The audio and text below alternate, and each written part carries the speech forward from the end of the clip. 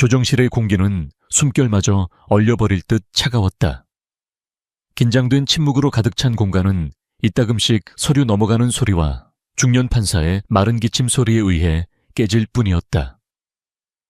한유라는 딱딱한 나무 의자에 허리를 꼿꼿이 세우고 앉아 있었다. 그녀의 시선은 한때 남편이었던 남자에게도 그의 옆에 바싹 붙어 앉은 여자에게도 향하지 않았다. 오직 광택나는 나무 테이블의 작은 흠집에 고정되어 있었다. 그 흠집은 마치 그녀의 결혼 생활 같았다. 처음에는 아주 작고 거의 보이지 않았지만 시간과 무관심 속에서 점점 더 넓게 퍼져나가 결국에는 돌이킬 수 없는 심연이 되어버렸다. 3년. 그녀가 다른 이름 다른 신분으로 살아온 시간이었다. 평범함 속에서 찾으려 했던 것이 가장 잔인한 환상이었음을 깨닫기 위한 시간이었다. 판사의 단조로운 목소리가 울려 퍼지며 그 환상에 공식적인 종지부를 찍었다. 양측의 이혼 의사를 최종 확인했습니다. 결혼 관계가 회복 불가능할 정도로 파탄에 이르렀다고 판단 조정을 가름하는 결정을 내리겠습니다.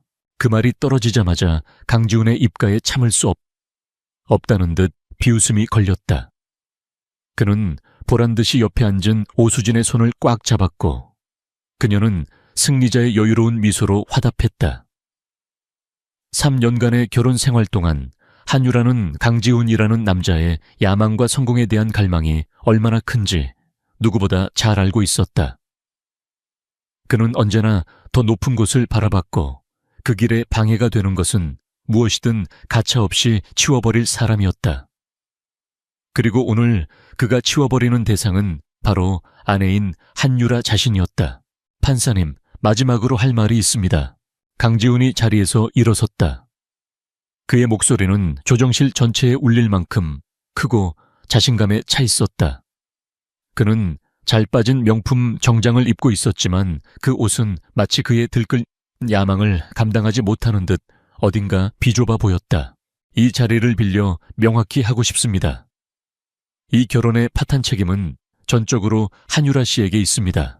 그의 손가락이 정확하게 유라를 향했다. 유라는 미동도 하지 않았다. 그녀의 얼굴은 감정을 읽을 수 없는 가면처럼 평온했다. 저는 이 사람과 결혼하며 미래를 약속했습니다. 하지만 이 사람은 제게 아무런 도움이 되지 못했습니다. 배경도 능력도 심지어 아내로서의 내조조차도 없었습니다.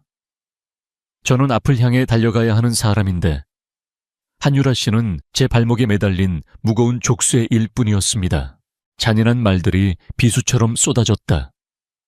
오수진은 입을 가리며 안타깝다는 듯한 표정을 지었지만 그녀의 눈은 기쁨으로 반짝이고 있었다. 그녀는 유라의 초라한 행색을 위아래로 훑어보았다. 유행이 한참 지난 원피스 낡은 단화 화장기 없는 얼굴. 그에 반해 자신은 머리부터 발끝까지 최신 명품으로 치장하고 있었다. 승패는 이미 오래전에 결정된 게임이었다. 고아 출신인 당신을 거둬준 것만으로도 내 인생 최대의 실수였어. 지우는 이제 대놓고 경멸적인 어조로 말했다. 당신 부모가 누군지 어디서 뭘 하던 사람인지도 모르는 여자와 어떻게 평생을 함께하겠나. 내 성공가돼 당신 같은 여자는 어울리지 않아. 그 순간 유라의 평온한 가면 아래에서 무언가 미세하게 흔들렸다. 부모. 그것은 그녀의 유일한 영린이었다. 그러나 그녀는 감정을 드러내지 않았다. 대신 천천히 고개를 들어 처음으로 강지훈의 눈을 마주했다. 그녀의 눈은 깊고 고요한 심해와 같았다. 분노도 슬픔도 아닌 그저 모든 것을 꿰뚫어 보는 듯한 차가운 평온함이 담겨 있었다. 강지훈은 그 눈빛에 순간적으로 주춤했다. 늘 순종적이고 그림자 같았던 아내에게서 처음 보는 눈빛이었다. 하지만 그는 곧 자존심을 되찾고 더욱 오만하게 덧붙였다. 이제라도 내 인생에서 당신이라는 오점을 지울 수 있게 되어 다행이야. 수진 씨와 나는 곧 결혼할 거다. 수진 씨 아버님께서도 내 능력을 높이 사서 중요한 프로젝트를 맡기셨지. 당신과는 차원이 다른 세상이야. 그것은 확인 사살이었다. 오수진의 아버지는 강지훈이 다니는 회사의 중요한 협력업체 사장이었다. 그의 성공은 사랑이 아닌 철저한 계산과 거래의 산물이었던 것이다. 판사가 지친 목소리로 중재했다. 강지훈 씨 인신공격은 그만하시죠. 한유라 씨 서류에 서명하시겠습니까? 모두의 시선이 율에게 쏠렸다. 강지훈과 오수진은 그녀가 울며 매달리거나 최소한 분노라도 터뜨릴 것이라 예상했다. 하지만 유라는 아무 말 없이 자리에서 일어났다. 그녀는 테이블로 다가가 놓여있는 펜을 집었다. 그리고 단 한치의 망설임도 없이 이혼 합의서의 서명란에 자신의 이름 3글자를 적어 내려갔다. 한유라. 그녀가 지난 3년간 거의 잊고 살았던, 그러나 이제 되찾아야 할 자신의 진짜 이름이었다. 이걸로 됐어. 그녀는 속으로 생각했다. 이 지긋지긋한 연극의 막을 내릴 시간이야. 서명이 끝나자 그녀는 펜을 조용히 내려놓고 판사에게 가볍게 목례했다. 그리고 뒤도 돌아보지 않고 조정실 문을 향해 걸어갔다. 잠깐만, 강지훈이 다급하게 불렀다. 하지만 그의 목소리에는 당황스러움이 묻어 있었다. 그는 유라가 이렇게 쉽게 아무런 미련 없이 떠나리라고는 상상하지 못했다. 그는 그녀가 자신 없이는 아무것도 아닌 존재라고 굳게 믿고 있었다. 유라는 걸음을 멈추지 않았다. 그녀는 문을 열고 차가운 복도로 나섰다. 문이 닫히기 직전 그녀의 귓가에 강지훈과 오수진의 목소리가 희미하게 들려왔다. 정말 속 시원하다. 이제 저 여자 얼굴 안 봐도 되겠네. 자기야, 고생했어. 우리 이제 꽃길만 걷자. 결혼식은 어디서 할까? 신혼여행은 파리로 가자. 문이 찰컥 소리를 내며 닫혔고 그들의 목소리는 완벽하게 차단되었다. 유라는 복도에 잠시 멈춰 섰다. 그녀는 창밖을 내다보았다. 회색빛 하늘에서 차가운 가을비가 내리고 있었다. 세상은 온통 잿빛이었다.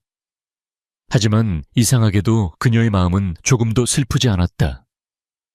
오히려 무거운 족쇄가 풀려난 듯한 해방감이 느껴졌다.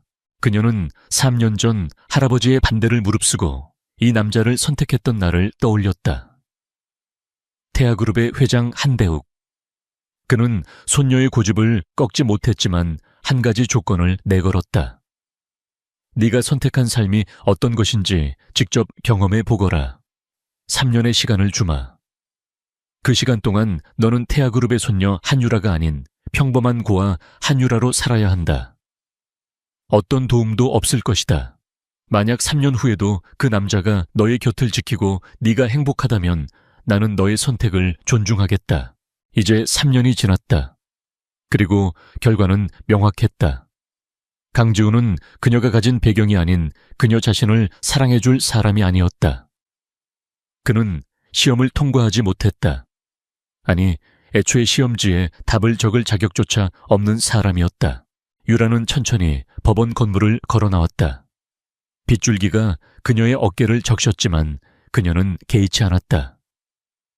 사람들은 비를 피해 종종 걸음으로 뛰어가고 있었지만 그녀는 그저 묵묵히 걸었다.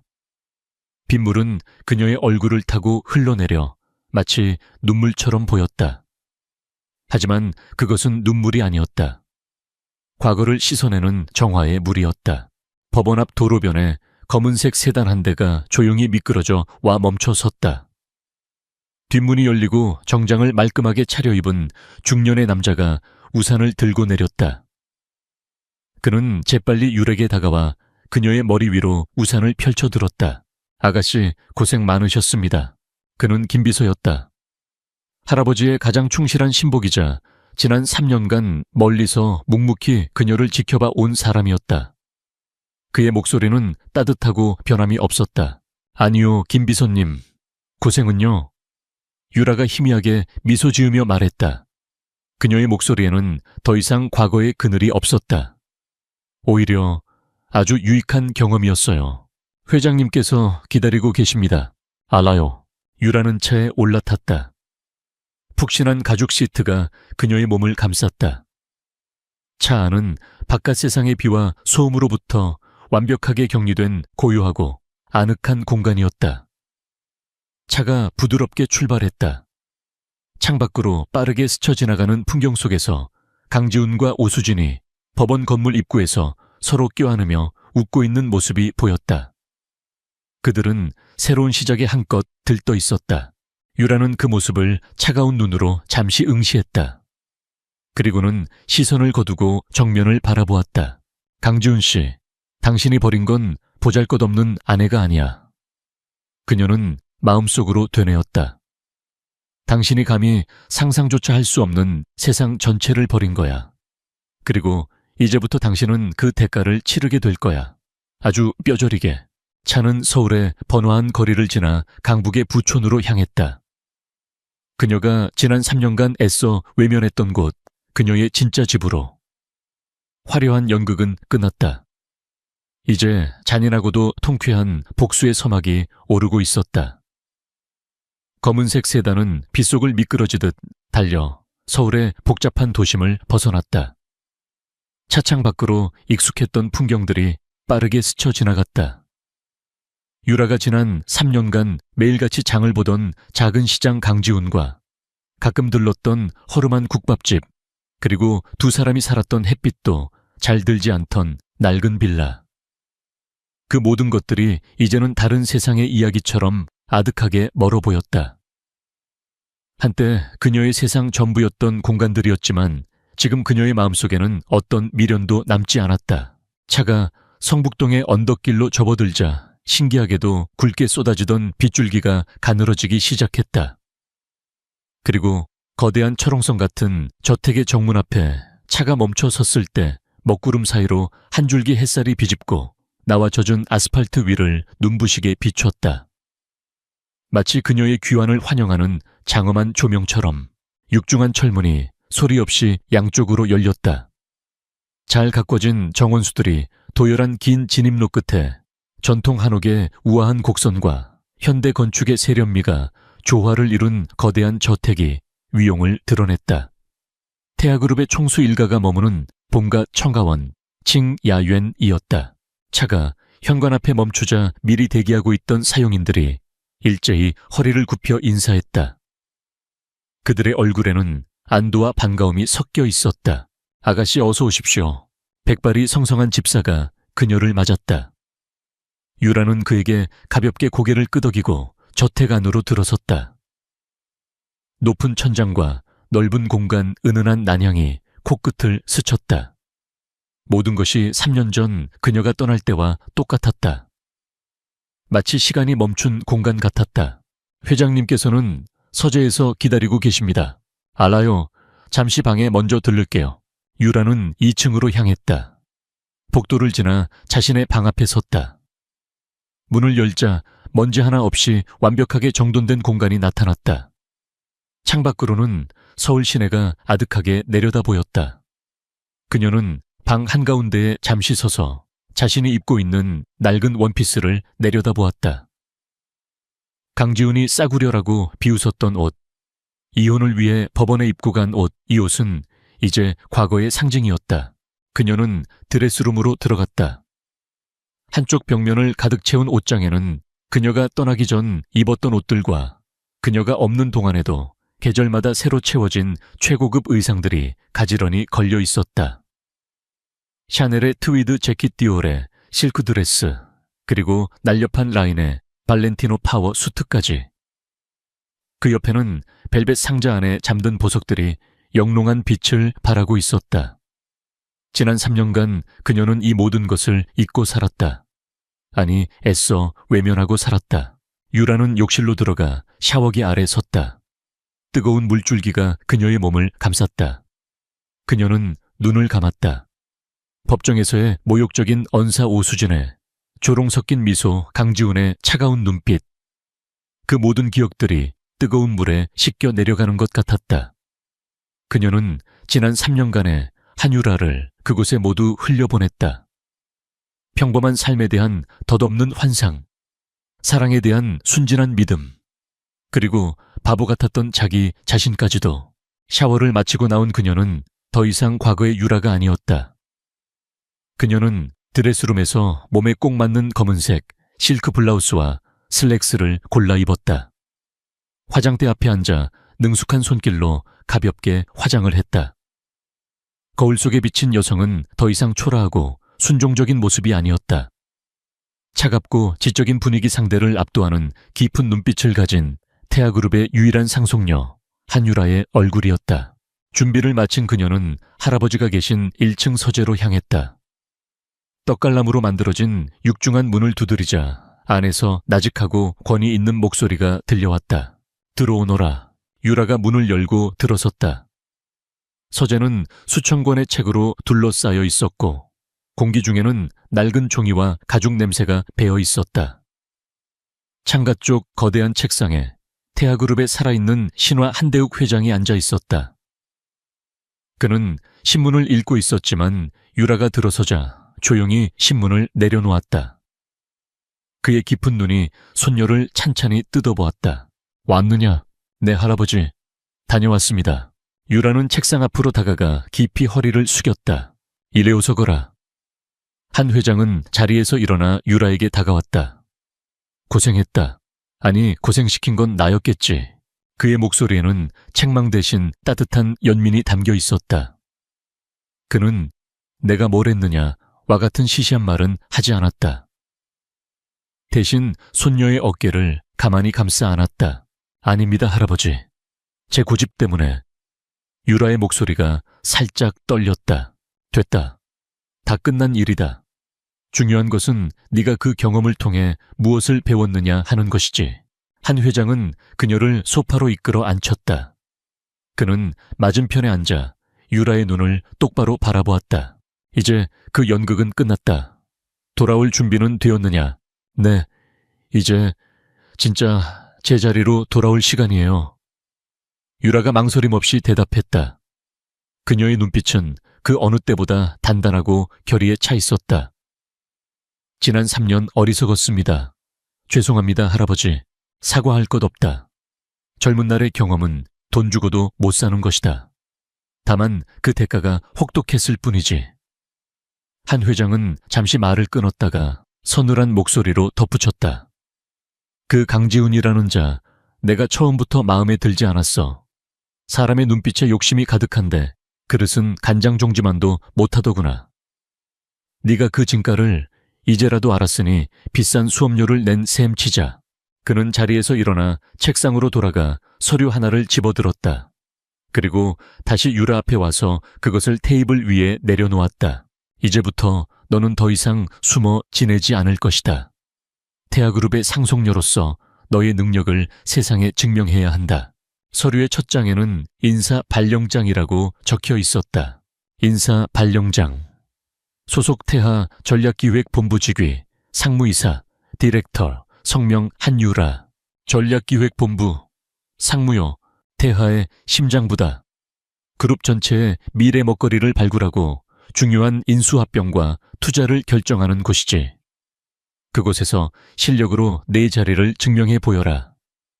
회장 손녀라는 꼬리표는 내 스스로 떼어내야 할 게다. 내 명심하겠습니다. 그리고 한 회장이 말을 이었다. 그의 눈빛이 순간 날카롭게 빛났다. 내 마음속에 응어리진 것들이 있겠지. 억울함, 분노, 배신감. 그런 것들은 복수라는 이름으로 풀어내면 격이 떨어진다. 오직 실력과 정당한 힘으로 그들이 감히 넘볼 수 없는 존재가 되어라. 그것이 가장 완벽한 복수다. 그들이 너를 올려다보게 만들어라. 후회와 절망 속에서 자신들이 무슨 짓을 했는지 평생 곱씹게 만들어라. 할 수 있겠느냐? 유라는 조용히 고개를 끄덕였다. 그녀의 눈에 뜨거운 불꽃이 타오르고 있었다. 네, 할아버지, 할 수 있습니다. 그녀가 서재를 나왔을 때 김 비서가 복도에서 그녀를 기다리고 있었다. 그는 두꺼운 파일철 하나를 들고 있었다. 아가씨 회장님께 말씀은 들으셨을 겁니다. 네, 김 비서님께서 도와주세요. 물론입니다.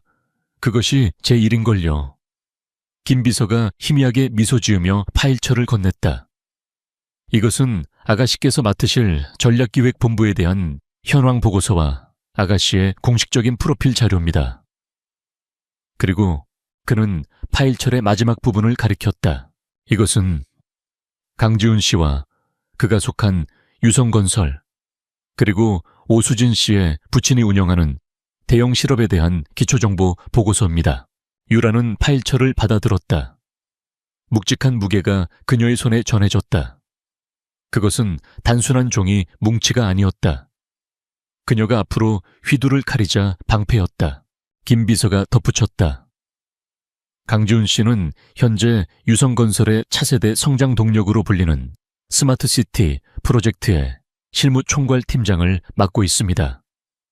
이 프로젝트의 성공 여부에 그의 미래가 달려있다고 해도 과언이 아닙니다.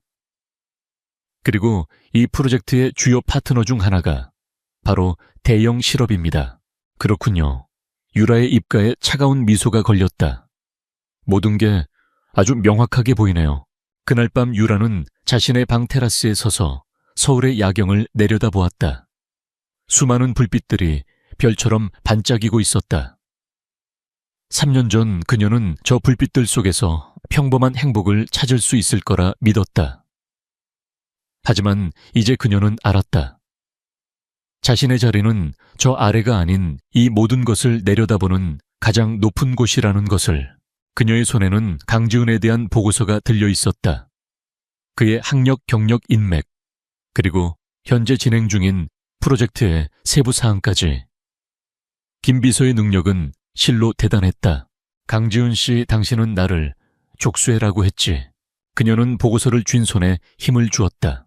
이제부터 내가 당신의 숨통을 조이는 진짜 족쇄가 되어줄게. 당신이 자랑스러워하는 그 모든 것들을 내가 하나씩 아주 천천히 무너뜨려 줄 테니까. 불사조는 잿더미 속에서 부활했다.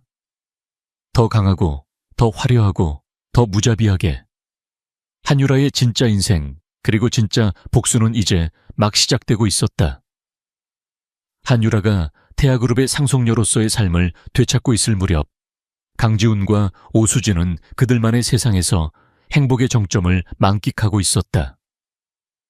이혼 도장을 찍은 지 불과 일주일 만에 그들은 청담동의 최고급 예물 샵에서 결혼 반지를 고르고 있었다. 자기야, 이게 더 예쁘지 않아. 5캐럿은 되어야 내 손에 어울리지. 오수진이 커다란 다이아몬드 반지를 껴보고 조명 아래에서 손을 흔들며 말했다. 그녀의 얼굴에는 세상 모든 것을 다 가진 듯 단 만족감이 가득했다. 강지훈은 그런 그녀를 사랑스럽다는 듯 바라보며 카드를 꺼내 들었다. 당연하지. 우리 수진이한테는 세상 최고의 것만 해줘야지. 그의 목소리에는 자신감이 넘쳤다.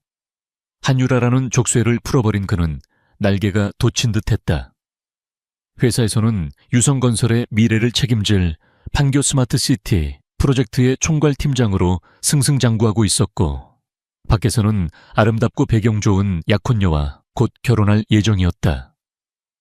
그의 인생은 완벽한 성공 가도를 달리고 있는 것처럼 보였다. 지훈 씨 프로젝트는 잘 돼가 아빠가 지훈 씨 칭찬을 입에 달고 살아. 물론이지. 지금 핵심 기술을 담당할 미국 AI 기업 테크노바와 최종 계약 조율 중이고, 자금도 우리 주거래 은행인 KNB은행에서 가장 좋은 조건으로 대출 승인이 났어. 이 프로젝트만 성공하면 나는 유성건설의 최연소 이사가 될 거야. 그때는 이런 반지 말고 청담동 빌딩을 사줄게. 정말 자기 너무 멋있다. 두 사람은 서로를 껴안으며 미래의 청사진을 그렸다. 그들의 웃음소리가 값비싼 보석들 사이로 울려 퍼졌다. 그들은 몰랐다. 그들이 서 있는 기반이 실은 살얼음판이었고, 그 아래에서는 이미 거대한 균열이 시작되고 있다는 것을. 같은 시각 서울의 중심부 태아그룹 본사 타워의 최상층. 한유라는 전략기획본부 상무로서의 첫 회의를 주재하고 있었다. 그녀의 사무실은 어떤 장식도 없이 오직 거대한 통유리창과 최첨단 스마트 데스크만 놓인 미니멀한 공간이었다. 그곳에서 내려다보는 서울의 정형은 마치 잘 만들어진 거대한 디오라마 같았다. 회의실에는 본부의 핵심 인력들이 모두 모여 있었다. 대부분 유라보다 나이가 많고 각 분야에서 최고로 인정받는 엘리트들이었다. 그들은 갑자기 낙하산으로 내려온 회장 손녀에 대해 노골적인 불신과 호기심 어린 눈빛을 보내고 있었다. 오늘부터 여러분과 함께 일하게 된 한유라입니다. 유라의 목소리는 차분했지만 회의실의 모든 소음을 잠재우는 힘이 있었다. 그녀는 긴 소개 없이 바로 본론으로 들어갔다. 스크린에는 현재 그룹이 검토 중인 신사업 포트폴리오가 떠 있었다. 현재 우리가 검토 중인 바이오 사업 진출건에 대해 박 부장님께서 브리핑해 주시죠. 박 부장은 깐깐하기로 소문난 인물이었다. 그는 자리에서 일어나 형식적인 보고를 시작했다. 그러나 그의 보고가 차에 3분을 넘기기 전에 유라의 날카로운 질문이 파고들었다. 잠깐만요. 보고서에 따르면 핵심 기술은 M&A를 통해 확보한다고 되어 있는데 인수 대상으로 거론된 셀바이오의 기술 특허 만료 시점이 불과 2년밖에 남지 않았습니다. 2년 후에 기술 공백에 대한 대책은 무엇입니까? 그것은 차차 연구 개발을 통해 박 부장이 당황하며 말을 흐렸다. 차차 수조, 원이 투입될 사업의 핵심 리스크를 그런 불확실한 계획에 맡길 수는 없습니다. 해당 기술을 대체할 수 있는 차세대 기술을 보유한 기업 리스트와 그 기술의 상용화 가능성에 대한 심층 분석 보고서를 내일 아침까지 제 책상 위에 올려주세요. 회의실의 공기가 순간 얼어붙었다. 그녀의 지적은 너무나 정확했고 목소리는 단호했다. 다음 보고자가 나섰지만 그 역시 유라의 송곳 같은 질문 세례를 피하지 못했다. 그녀는 각 사업의 재무구조, 시장성, 잠재적 리스크를 완벽하게 꿰뚫고 있었다. 회의가 끝날 무렵 처음에 그녀를 무시했던 직원들의 눈빛은 경외와 약간의 두려움으로 바뀌어 있었다. 회의를 마친 유라는 자신의 사무실로 돌아와 김 비서를 불렀다. 김 비서님, 제가 요청한 자료는 준비되었나요? 네, 아가씨. 여기 있습니다. 김 비서가 건넨 태블릿 PC에는 유성건설 스마트시티 프로젝트 분석이라는 제목의 파일이 열려 있었다. 유라는 커피를 한 모금 마시며 천천히 자료를 훑어보았다. 강지훈이 자랑하던 그 프로젝트의 모든 것이 그 안에 담겨 있었다. 사업 구조, 자금 조달 계획, 협력업체 리스트 그리고 치명적인 약점까지도. 핵심 기술은 테크노바의 AI 모듈 자금은 KNB 은행의 프로젝트 파이낸싱. 유라가 나지막이 읊조렸다. 아주 전형적인 레버리지 전략이네요. 외부 자원 의존도가 너무 높아요. 이 두 개의 기둥 중 하나만 무너져도 전체가 와르르 무너지겠군요. 맞습니다. 특히 테크노바는 최근 나스닥 상장을 준비 중이라 안정적인 대규모 파트너십에 목말라 있는 상태입니다. 좋아요. 유라의 입가에 서늘한 미소가 번졌다. 첫 번째 목표는 정해졌네요. 그녀는 즉시 태아그룹 미국 지사의 법인장에게 화상 전화를 연결했다. 스티븐, 나예요. 태아그룹 본사의 한유라 상무입니다. 화면 속 백인 남성의 얼굴에 놀라움이 스쳤다. 그는 회장의 숨겨진 손녀에 대한 소문을 들어 알고 있었다. 상무님, 처음 뵙겠습니다. 무슨 일이십니까? 태아가 차세대 스마트 팩토리 솔루션 사업에 진출할 겁니다.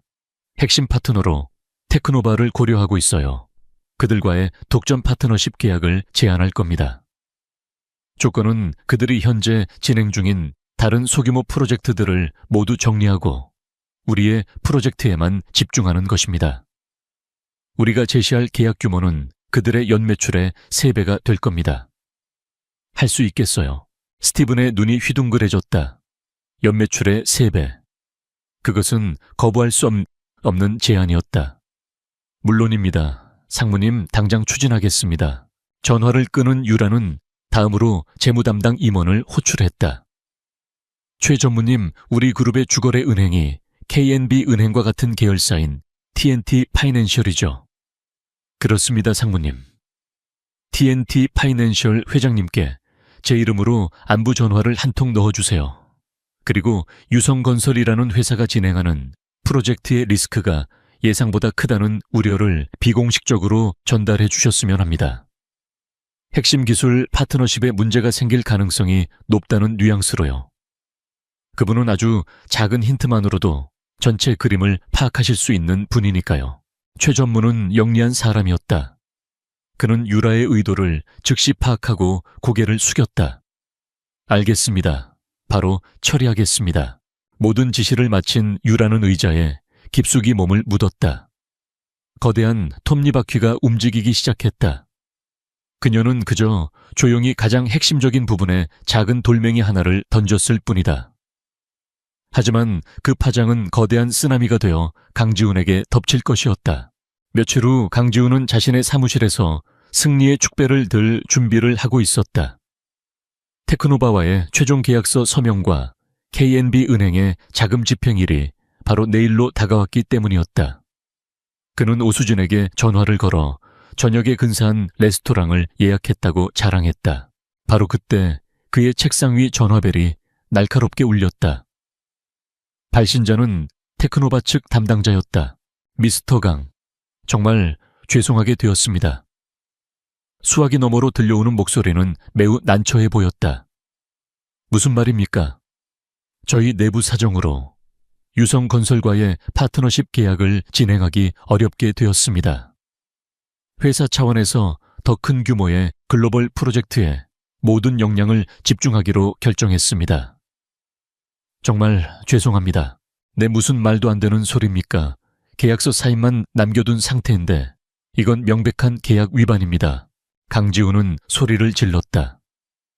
하지만 상대방은 위약금은 규정대로 모두 지불하겠다는 말만 남기고 전화를 끊었다. 그는 멍하니 수화기를 들고 서 있었다. 핵심 기술 공급처가 하루아침에 사라져버린 것이다. 엎친 데 덮친 격으로 10분 뒤 KNB 은행의 담당자에게서 전화가 걸려왔다. 팀장님, 큰일 났습니다. 상부에서 판교 스마트시티 프로젝트의 사업성을 재검토하라는 지시가 내려왔습니다. 핵심 기술 파트너십이 불투명한 상태에서는 대출을 집행할 수 없다고 합니다. 대출 승인 자체가 보류되었습니다. 강지훈의 머릿속이 하얗게 변했다. 하늘이 무너지는 것 같았다. 그는 이해할 수 없었다. 도대체 왜 모든 것이 하루아침에 이렇게 잘못된 거지? 그는 부하 직원들에게 소리를 지르며 닥달했지만 아무도 이유를 알지 못했다. 그저 테크노바가 더 큰 회사와 독점 계약을 맺었다더라는 소문만 들려올 뿐이었다. 그날 밤 강지훈은 약속 장소에 나가지 못했다. 그는 텅 빈 사무실에 혼자 남아 머리를 쥐어뜯었다. 그때 오수진에게서 전화가 왔다. 자기야, 왜 안 와? 나 1시간째 기다리고 있잖아. 오늘 우리 축하하기로 한 날 아니었어. 그녀의 짜증 섞인 목소리를 듣자 강지훈은 참았던 분노를 터뜨렸다. 지금 그게 중요해. 프로젝트에 큰 문제가 생겼단 말이야. 제발 조용히 좀 해. 그는 신경질적으로 전화를 끊어버렸다. 수화기 너머로 들려오는 오수진의 황당한 비명소리에도 아랑곳하지 않았다. 그의 머릿속은 온통 누가 어떻게 왜 이런 짓을 했는가에 대한 의문으로 가득 차 있었다. 그는 그저 운이 나빴다고 혹은 경쟁사가 비열한 수를 썼다고 생각할 뿐이었다. 그 배후에 자신이 버린 초라한 아내 한유라가 있으리라고는 꿈에도 상상하지 못했다. 같은 시각 태아타워의 상무실. 유라는 김비서가 보고하는 내용을 들으며 조용히 차를 마시고 있었다. 테크노바는 우리 측 제안을 받아들여 독점 계약을 체결했습니다. KNB 은행도 유성건설에 대한 대출을 전면 보류시켰습니다. 강지훈 팀장은 현재 패닉 상태인 것으로 보입니다. 수고했어요. 유라는 창밖의 야경을 바라보았다. 수많은 불빛 속 어딘가에서 절망하고 있을 한 남자의 모습이 그려졌다. 그녀의 마음은 놀라울 정도로 평온했다. 이것은 시작에 불과했다. 복수는 차갑게 식혀서 먹어야 제맛이라고 했던가. 그녀의 복수는 이제 막 에피타이저를 끝냈을 뿐이었다. 강지훈의 프로젝트가 좌초된 후 2달의 시간이 흘렀다. 그 2달은 그에게 지옥과도 같았다. 회사의 신뢰를 잃은 그는 사실상 한직으로 밀려났고 야심차게 추진했던 스마트시티 프로젝트는 공중분해되었다. 밤마다 그는 알 수 없는 거대한 힘에 의해 모든 것을 빼앗기는 악몽에 시달렸다. 오수진과의 관계 역시 삐걱거리기 시작했다. 강지훈이 더 이상 성공 가도를 달리는 유망한 인재가 아니게 되자 그녀의 애정은 눈에 띄게 식어갔다. 그녀는 사사건건 짜증을 냈고 두 사람의 호화로운 신혼집 계획은 끝없는 말다툼으로 얼룩졌다. 강지훈은 이 모든 것을 되돌릴 돌파구가 절실했다. 그러던 중 한 줄기 빛과 같은 소식이 들려왔다. 대한민국 재계의 거물들이 모두 모이는 연례자선 행사인 한국기업인의 밤이 열린다는 것이었다. 그에게는 마지막 기회였다. 그곳에서 새로운 투자자나 유력한 인맥을 만날 수만 있다면 재기할 수 있을 것이라 믿었다. 수지나 우리 기업인의 밤에 가자. 내가 어떻게든 초대권을 구해볼게. 거기서 새로운 기회를 잡을 수 있을 거야. 그의 절박한 제안에 오수진의 얼굴이 오랜만에 환해졌다. 그녀는 재기보다는 사교계에 화려하게 데뷔하고 다른 여자들에게 자신의 존재감을 과시할 기회에 더 관심이 있었다. 정말 자기 역시 최고야. 나 그날 입을 드레스 새로 사야겠다. 며칠 후 두 사람은 그들의 분수에 맞지 않는 화려함으로 치장한 채 행사가 열리는 최고급 호텔의 연회장으로 들어섰다. 거대한 샹들리에가 눈부신 빛을 쏟아내는 연회장 안은 대한민국을 움직이는 부와 권력의 향기로 가득했다. 강지훈은 촌뜨기처럼 보이지 않으려 애쓰며 주변을 두리번거렸다. 그의 눈은 먹잇감을 찾는 하이에나처럼 번뜩이며 잠재적 투자자들을 물색했다. 반면 오수진은 유명 연예인이나 재벌가 며느리들을 발견하고 호들갑을 떨기 바빴다. 어머 저기 저 사람 J그룹 며느리 아니야. 입고 있는 목걸이 좀 봐. 최소 수십억은 되겠는데. 강지훈은 그녀의 철없는 말에 짜증이 났지만 애써 미소를 지었다. 바로 그때 연회장의 모든 조명이 꺼지고 무대 위로 스포트라이트가 비쳤다. 사회자가 흥분된 목소리로 외쳤다.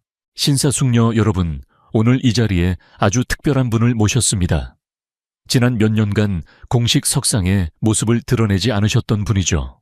대한민국 경제의 살아있는 전설, 태아그룹의 한대욱 회장님을 무대로 모시겠습니다. 연 회장 안이 술렁이기 시작했다. 한대욱 회장. 그 이름이 가진 무게는 상상을 초월했다. 강지훈 역시 마른 침을 삼켰다. 태아그룹 같은 거대 기업의 총수가 이런 자리에 직접 나타난 것은 이례적인 일이었다. 분명 무언가 중요한 발표가 있을 것이 틀림없었다. 백발의 한대욱 회장이 기품 있는 모습으로 무대에 올랐다. 그의 등장만으로도 좌중은 완벽하게 압도되었다. 그는 짧지만 힘 있는 목소리로 미래 경영과 새로운 리더십의 중요성에 대해 연설했다. 그리고 연설 말미에 폭탄과도 같은 발언을 던졌다. 지난 수년간 많은 분들이 태하의 미래에 대해 궁금해 하셨습니다. 오늘 밤 저는 그 모든 억측에 종지부를 찍고 제 뒤를 이을 태하의 공식적인 후계자를 여러분께 처음으로 소개하고자 합니다. 장내에는 숨막히는 정적이 흘렀다. 모두의 시선이 무대로 고정되었다. 저의 유일한 혈육이자 태아그룹의 미래를 이끌어갈 제 손녀를 소개합니다. 순간 연회장 입구 쪽으로 또 다른 스포트라이트가 비쳤다. 육중한 문이 양쪽으로 스르르 열렸다. 그리고 그곳으로 한 여성이 걸어 들어왔다. 그녀는 과하지 않으면서도 기품이 흐르는 짙은 남색의 실크 드레스를 입고 있었다. 목에는 심플한 다이아몬드 목걸이가 은은한 빛을 발하고 있었고 단정하게 올린 머리는 그녀의 고고한 목선을 더욱 돋보이게 했다. 화려하게 치장하지 않았음에도 그녀의 존재감은 연회장 안에 그 어떤 여성보다도 압도적이었다. 그것은 자신감과 권위, 그리고 오랜 시간 갈고 닦은 지성이 만들어내는 독보적인 아우라였다. 그녀가 걸을 때마다 장내에서는 나직한 탄성이 터져 나왔다. 강지훈은 넋을 잃고 그 모습을 바라보았다. 아름답다. 그리고 어딘가 익숙하다. 그는 고개를 갸웃거렸다. 저 얼굴 어디서 봤지? 말도 안 돼. 닮은 사람이겠지. 하지만 그의 옆에 서 있던 오수진의 반응은 달랐다. 그녀의 얼굴은 순식간에 새하얗게 질려버렸다. 그녀의 사격의 레이더는 그 여성이 누구인지 본능적으로 알아차렸다. 재계의 신데렐라 베일에 쌓여있던 태아그룹의 황태녀. 그리고 그 얼굴은 말도 안 돼. 오수진이 거의 들리지 않는 목소리로 중얼거렸다. 강지훈이 의아한 표정으로 그녀를 돌아보려는 순간 무대 위에서 한대욱 회장의 목소리가 다시 한번 울려 퍼졌다. 여러분께 소개합니다. 태아그룹 전략기획본부 상무이자 제 손녀 한유라입니다. 한유라. 그 이름 세 글자가 강지훈의 뇌리에 번개처럼 내리꽂혔다. 그의 눈이 믿을 수 없다는 듯 커졌다. 그는 무대 위로 올라가 할아버지 옆에 서는 그 여성을 다시 쳐다보았다. 차가운 조명 아래 그녀의 얼굴이 선명하게 드러났다. 그 얼굴은 의심의 여지 없이 자신이 얼마 전에 쓰레기처럼 버린 아내 한유라였다. 강지훈의 입에서 의미 없는 소리가 새어나왔다. 그의 머릿속에서 모든 퍼즐 조각이 미친 듯이 맞춰지기 시작했다. 갑자기 취소된 테크노바와의 계약, 더 큰 글로벌 프로젝트라는 변명, 이유 없이 등을 돌린 K&B 은행, 지난 2달간 그를 괴롭혔던 모든 불운과 악재들. 그것은 불운이 아니었다. 우연도 아니었다. 그것은 철저하게 계획된 복수였다. 보이지 않는 거대한 손이 자신의 목을 조르고 있었던 것이다. 온몸의 피가 차갑게 식는 느낌이 들었다. 다리가 후들거려 서 있을 수조차 없었다. 손에 들고 있던 샴페인 잔이 쨍그랑 소리를 내며 바닥으로 떨어져 박살났다. 주변 사람들이 놀라 쳐다보았지만 그는 아무것도 느낄 수 없었다. 그때 옆에서 얼음장처럼 차가운 목소리가 들려왔다. 당신 나한테 고아라고 했잖아. 아무것도 없는 빈털털이라고 했잖아. 오수진이 분노와 경멸이 뒤섞인 눈으로 그를 쏘아보고 있었다. 그녀의 손가락에 끼워진 5캐럿짜리 다이아몬드 반지가 초라하게 빛을 잃었다. 그녀는 자신이 얼마나 멍청한 선택을 했는지 깨달았다. 그녀는 진짜 보석을 발로 차버리고 가짜 돌멩이를 주운 것이었다. 수진아, 그게 나도 몰랐어. 정말이야. 강지훈은 비굴하게 변명하려 했지만 목소리가 제대로 나오지 않았다. 그의 세상은 무너져 내리고 있었다. 무대 위에서 한유라는 수많은 사람들의 박수갈채를 받으며 할아버지 옆에 서 있었다. 그녀는 연 회장을 천천히 둘러보았다. 그리고 마침내 그녀의 차가운 시선이 객석의 한 구석 얼어붙은 채 서 있는 강지훈에게 닿았다. 두 사람의 시선이 허공에서 마주쳤다. 강지훈은 그 눈빛에서 자신을 용서해달라는 애원을 담아 필사적으로 그녀를 바라보았다. 하지만 유라의 눈에는 어떤 감정도 담겨있지 않았다. 승리자의 희열도 복수의 만족감도 없었다.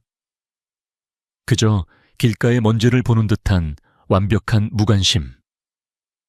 그를 인간으로조차 취급하지 않는 듯한 그 차가운 무심함이 그 어떤 경멸이나 분노보다도 강지훈의 심장을 날카롭게 후벼 팠다. 유라는 그에게서 시선을 거두고 옆에 다가온 다른 대기업 회장과 웃으며 악수를 나누었다. 마치 강지훈이라는 존재는 처음부터 그곳에 없었다는 듯이 그 순간 강지훈은 깨달았다. 자신의 인생은 끝났다. 끝났다. 그는 자신의 손으로 감히 상상조차 할 수 없는 기회를 내던지고 스스로를 파멸의 구렁텅이로 밀어넣은 것이었다. 후회와 절망이 검은 파도처럼 그를 덮쳤다. 연 회장의 화려한 불빛 속에서 그는 끝모를 어둠 속으로 추락하고 있었다. 기업인의 밤 행사가 끝난 후 강지훈의 이름은 두 가지 의미로 재계의 가심난을 뜨겁게 달궜다. 하나는 태아그룹에 숨겨진 후계자를 헌신짝처럼 버린 세상에서 가장 어리석고 불운한 남자라는 조롱이었고, 다른 하나는 그가 어떻게 그 자리에 올랐는지에 대한 의심이었다. 세상은 승자에게는 관대하지만 패자에게는 잔인했다. 그날 밤 이후 강지훈의 삶은 말 그대로 지옥으로 변했다. 그는 미친 사람처럼 한유라에게 연락을 시도했다. 그녀가 예전에 쓰던 낡은 휴대폰 번호는 당연히 없는 번호로 나왔고 그는 태아그룹 본사로 수십 통의 전화를 걸었다. 전략기획본부 한유라 상무님 좀 연결해 주십시오. 저는 남편이었던 강지훈이라고 합니다. 그가 자신의 신분을 밝힐 때마다 수화기 너머의 비서는 기계처럼 차가운 목소리로 똑같은 말을 반복했다. 한유라 상무님께서는 현재 회의 중이십니다. 지금은 외부 미팅 중이십니다. 상무님께서는 현재 강지훈 씨와 통화할 의사가 없으시다고 전하셨습니다. 마지막 대답은 그의 가슴에 비수를 꽂았다. 그는 빌딩 로비에서 그녀를 기다려보려 했지만 보안 요원들에게 쫓겨나는 수모를 당해야 했다. 한때 대한민국 최고의 엘리트 중 하나라고 자부했던 그는 이제 접근조차 거부당하는 천덕꾸러기 신세가 된 것이다. 오수진과의 관계는 파국으로 치달았다. 그녀의 아버지 대영 실업의 오 사장은 사태를 파악하자마자 강지훈을 찾아와 그의 뺨을 후려쳤다.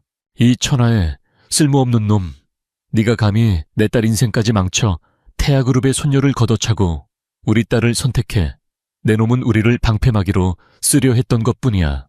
오 사장은 강지훈이 재기불능이라고 판단되자 그에게 투자했던 모든 자금을 회수하고 모든 계약을 파기했다. 오수진 역시 약혼 파기를 선언하고 그가 사준 모든 선물을 그의 얼굴에 집어던졌다. 당신 같은 실패자랑은 단 하루도 같이 못 살아.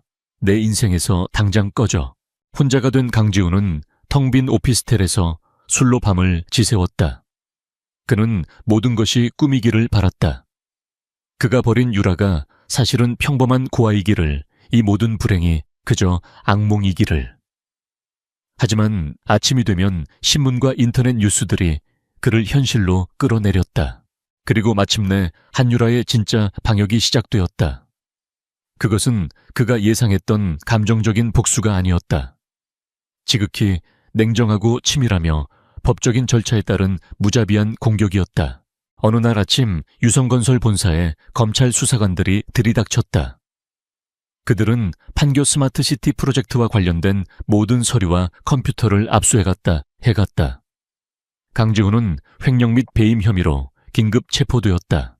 그가 유치장에 앉아 멍하니 벽을 바라보고 있을 때 담당 검사가 들어와 서류 뭉치 하나를 그의 앞에 던졌다. 강지훈 씨, 당신이 유성건설에서 진행했던 모든 프로젝트의 자금 흐름입니다. 아주 흥미롭더군요. 서류에는 그가 지난 몇 년간 저질렀던 비리들이 낱낱이 기록되어 있었다. 유령 회사를 만들어 공사 대금을 빼돌리고 하청업체로부터 뒷돈을 받고 회계 장부를 조작한 내역까지. 그는 완벽한 범죄라고 생각했지만 누군가가 그의 모든 흔적을 끈질기게 추적하여 하나의 그림으로 완성해 놓은 것이다. 이건 말도 안 돼. 이건 조작된 거야. 조작 모든 증거는 당신의 계좌와 컴퓨터에서 나온 겁니다. 당신이 자금을 빼돌려 구입한 차명 부동산과 주식 내역도 여기 다 있습니다. 그리고 이 모든 비리를 제보한 사람이 누군지 아십니까? 강지훈은 고개를 들었다. 검사의 입에서 나온 이름은 그의 마지막 희망마저 앗아갔다. 당신의 프로젝트를 보좌했던 초의 비서입니다. 그가 모든 원본 장부와 녹취 파일을 가지고 우리를 찾아왔더군요. 양심의 가책을 느꼈다고 하면서요. 최 비서, 늘 그의 곁에서 그림자처럼 묵묵히 일하던 부하 직원이었다. 강지훈은 그를 머리가 나쁘고 시키는 일이나 하는 사람이라고 무시했었다. 하지만 그는 사실 한유라가 심어놓은 사람이었다. 유라가 태아그룹으로 돌아온 직후 김 비서를 통해 은밀히 그에게 접촉했던 것이다. 김 비서는 최 비서의 병든 어머니의 병원비를 전액 지원해주는 조건으로 강지훈의 모든 비리를 기록해달라고 요청했다. 강지훈은 온몸에 힘이 빠져나가는 것을 느꼈다. 그는 처음부터 거대한 거미줄에 걸린 나비였을 뿐이었다. 한유라는 그가 눈치채지 못하도록 그의 가장 가까운 곳에서부터 서서히 숨통을 조여왔던 것이다. 사건은 언론을 통해 대대적으로 보도되었다. 유성건설 스타임원의 추악한 두 얼굴, 성공에 눈이 멀어 비리 저지른 파렴치한. 신문과 방송은 연일 그의 이야기를 떠들어댔고 인터넷에서는 그를 향한 비난과 조롱이 들끓었다. 이 불똥은 오수진의 가족에게도 튀었다. 강지훈의 비리 중 일부가 대형 실업과의 불법적인 자금 거래와 연관되어 있다는 사실이 밝혀지면서 오 사장 역시 검찰 조사를 받게 된 것이다.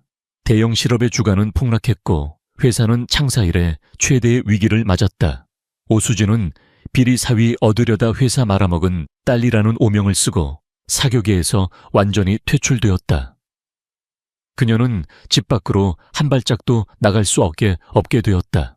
모든 것이 무너져 내렸다. 강지훈이 그토록 자랑스러워했던 성공부 명예, 그리고 사랑이라고 믿었던 것까지. 그 모든 것이 신기루처럼 사라졌다. 며칠 후 구치소 면회실. 초췌한 모습의 강지훈 앞에 그의 변호사가 앉았다. 상황이 매우 안 좋습니다. 혐의를 입증할 증거가 너무나 명백하고 제보자의 증언도 구체적입니다. 실형을 피하기는 어려울 것 같습니다. 방법이 정말 없습니까? 한 가지 방법이 있긴 합니다. 변호사가 조심스럽게 말했다. 피해자 측과 합의를 하는 겁니다. 당신의 가장 큰 피해자는 결국 유성건설, 즉 회사입니다. 하지만 이 모든 사건의 배후에는 태아그룹의 한유라 상무가 있습니다. 만약 한 상무가 당신을 용서하고 선처를 호소한다면 재판부에서도 정상 참작의 여지가 있을 수 있습니다. 그 말을 듣는 순간 강지훈의 빈 눈에 희미한 빛이 떠올랐다. 용서, 한유라의 용서. 그것이 그의 유일한 동아줄이었다. 그는 유라가 자신을 증오하고 있다는 것을 알았다. 하지만 동시에 그녀는 한때 자신을 진심으로 사랑했던 여자이기도 했다. 그는 그녀의 마음에 남아있을지도 모를 아주 작은 연민의 마지막 희망을 걸어보기로 했다. 변호사님, 제발 한유라 상무님을 만나게 해주십시오. 제가 무릎이라도 꿇고 빌겠습니다. 제발 단 한 번만이라도 만나게 해달라고 전해주십시오. 그는 쇠창살을 붙잡고 절규했다. 그의 처절한 모습은 더 이상 과거에 오만했던 강지훈이 아니었다. 모든 것을 잃고 나서야 비로소 자신의 어리석음을 깨달은 한 마리 가련한 짐승의 울부짖음이었다. 그의 간절한 요청은 김비서를 통해 한유라에게 보고되었다. 유라는 자신의 사무실에서 서울의 야경을 내려다보며 보고를 듣고 있었다. 강지훈 씨가 아가씨를 만나게 해달라고 애원하고 있다고 합니다. 어떻게 할까요? 유라는 잠시 말이 없었다. 그녀의 얼굴에는 어떤 표정도 떠오르지 않았다. 그녀는 천천히 몸을 돌려 김비서를 바라보았다. 만나주겠다고 하세요. 김비서의 얼굴에 놀란 기색이 스쳤다. 장소는 태아그룹 본사 1층 로비로 하죠. 시간은 내일 오전 직원들이 가장 많이 오가는 시간으로 잡으세요. 그녀의 목소리는 얼음장처럼 차가웠다. 김비서는 그녀의 의도를 파악하고 조용히 고개를 숙였다. 알겠습니다, 아가씨. 유라는 다시 창밖으로 시선을 돌렸다. 그녀는 강지훈을 용서할 생각이 추호도 없었다. 다만 이 길고 지독했던 복수극의 마지막 장면을 완성해야 했다. 그가 가장 자랑스러워했던 모든 것을 빼앗았으니 이제 그의 마지막 남은 자존심까지 산산조각 내줄 차례였다. 그것이 그녀가 준비한 가장 잔인하고도 완벽한 피날레였다. 다음 날 아침 태아그룹 본사 로비는 출근하는 직원들로 분주했다. 세계 최고 수준의 인재들이 모인 이 공간은 언제나 건강한 긴장감과 활기로 넘쳤다. 대리석 바닥은 거울처럼 반짝였고 중앙에 설치된 거대한 미디어 월에서는 태아그룹의 성공 신화를 담은 영상이 소리 없이 흐르고 있었다. 바로 그곳에 이질적인 한 남자가 서 있었다. 교도관 2명에게 양팔을 붙들린 채 강지훈은 넋이 나간 표정으로 로비 한가운데에 서 있었다. 죄수복 대신 변호사가 급하게 구해온 칙칙한 운동복 차림이었지만 며칠 사이 수척해진 얼굴과 공허한 눈빛은 그가 죄인이라는 사실을 명백히 보여주었다. 그의 주변을 지나가는 직원들은 노골적인 호기심과 경멸이 뒤섞인 시선으로 그를 힐끗거리고는 인해 자기들끼리 수군거리며 발걸음을 재촉했다. 한때 그들과 같은 혹은 그들보다 더 높은 곳에 있었다고 자부했던 남자는 이제 구경거리로 전락해 있었다. 강지훈은 타인의 시선이라는 것이 얼마나 무거운 형벌인지를 온몸으로 느끼고 있었다. 그는 고개를 푹 숙인 채 그저 유라가 나타나기만을 기다렸다. 오전 9시 정각. 로비에 모든 소음이 순간 멎는 듯 했다. 중앙의 투명 엘리베이터가 1층에 도착하고 문이 스르르 열렸다. 한유라가 모습을 드러냈다. 그녀는 날카로운 라인의 회색 파워 수트를 입고 있었다. 어깨까지 오는 머리는 단정하게 뒤로 묶여 있었고 최소한의 화장만 한 얼굴은 오히려 그녀의 지적인 아름다움을 더욱 부각시켰다. 그녀의 뒤로는 김비서와 전략기획본부의 임원들이 그림자처럼 따르고 있었다. 그녀는 로비에 선 모든 사람의 주인이자 이 거대한 제국의 여왕이었다. 그녀는 강지훈을 발견하고도 걸음을 멈추지 않았다. 마치 길에 놓인 작은 돌멩이를 본 것처럼 그녀는 그를 향해 망설임 없이 걸어왔다. 또각또각또각. 그녀의 하이힐 소리가 대리석 바닥에 울려 퍼지며 강지훈의 심장을 내리찍는 듯했다. 마침내 그녀가 그의 앞에 멈춰 섰다. 로비의 모든 직원들이 숨을 죽이고 이 드라마 같은 장면을 지켜보고 있었다. 유라야. 강지훈이 마른 입술을 겨우 떼어 그녀의 이름을 불렀다. 그의 목소리는 심하게 떨리고 있었다. 그는 그녀의 얼굴을 제대로 쳐다보지 못하고 그녀의 구두 끝만 바라보았다. 내가 다 잘못했어. 내가 정말 죽을 죄를 지었어. 네가 그런 사람인 줄도 모르고. 내가 정말 어리석었어. 눈이 멀었던 거야. 그의 사과는 두서가 없었다. 그는 자신의 죄를 뉘우치는 것이 아니었다. 그저 자신이 놓쳐버린 거대한 행운에 대해 한탄하고 있을 뿐이었다. 한유라는 아무 대답도 하지 않았다. 그녀는 그저 차가운 눈으로 그를 내려다볼 뿐이었다. 그 침묵이 강지훈에게는 천근의 무게처럼 느껴졌다. 그는 그녀의 마음을 움직이기 위해 그들이 함께했던 과거를 꺼내들었다. 우리 좋았잖아. 네가 끓여주던 김치찌개 같이 손잡고 산책하던 공원. 기억 안 나? 나는 그때 진심이었어, 유라야. 제발 나에게 한 번만 더 기회를 줘. 내가 평생 너한테 속죄하면서 살게. 응? 그의 목소리는 애원으로 가득 차 있었지만 유라의 눈빛은 조금도 흔들리지 않았다. 오히려 희미한 조소가 그녀의 입가에 스쳐 지나갔다. 그가 언급하는 모든 추억은 그의 배신으로 인해 이미 더럽혀진 지 오래였다. 자신의 애원이 통하지 않자 강지훈은 이성을 잃었다.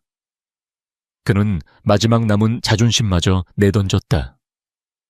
그는 교도관들의 손을 뿌리치고 그 자리에 털썩 무릎을 꿇었다. 잘못했다. 유라야, 제발 내가 이렇게 빌게. 제발 용서해줘. 로비에 있던 모든 사람들의 입에서 경악의 탄성이 터져 나왔다. 한때 잘 나가던 대기업의 팀장이었던 남자가 자신이 벌인 전초 앞에서 무릎을 꿇고 애원하고 있었다. 이보다 더 완벽한 추락은 없었다.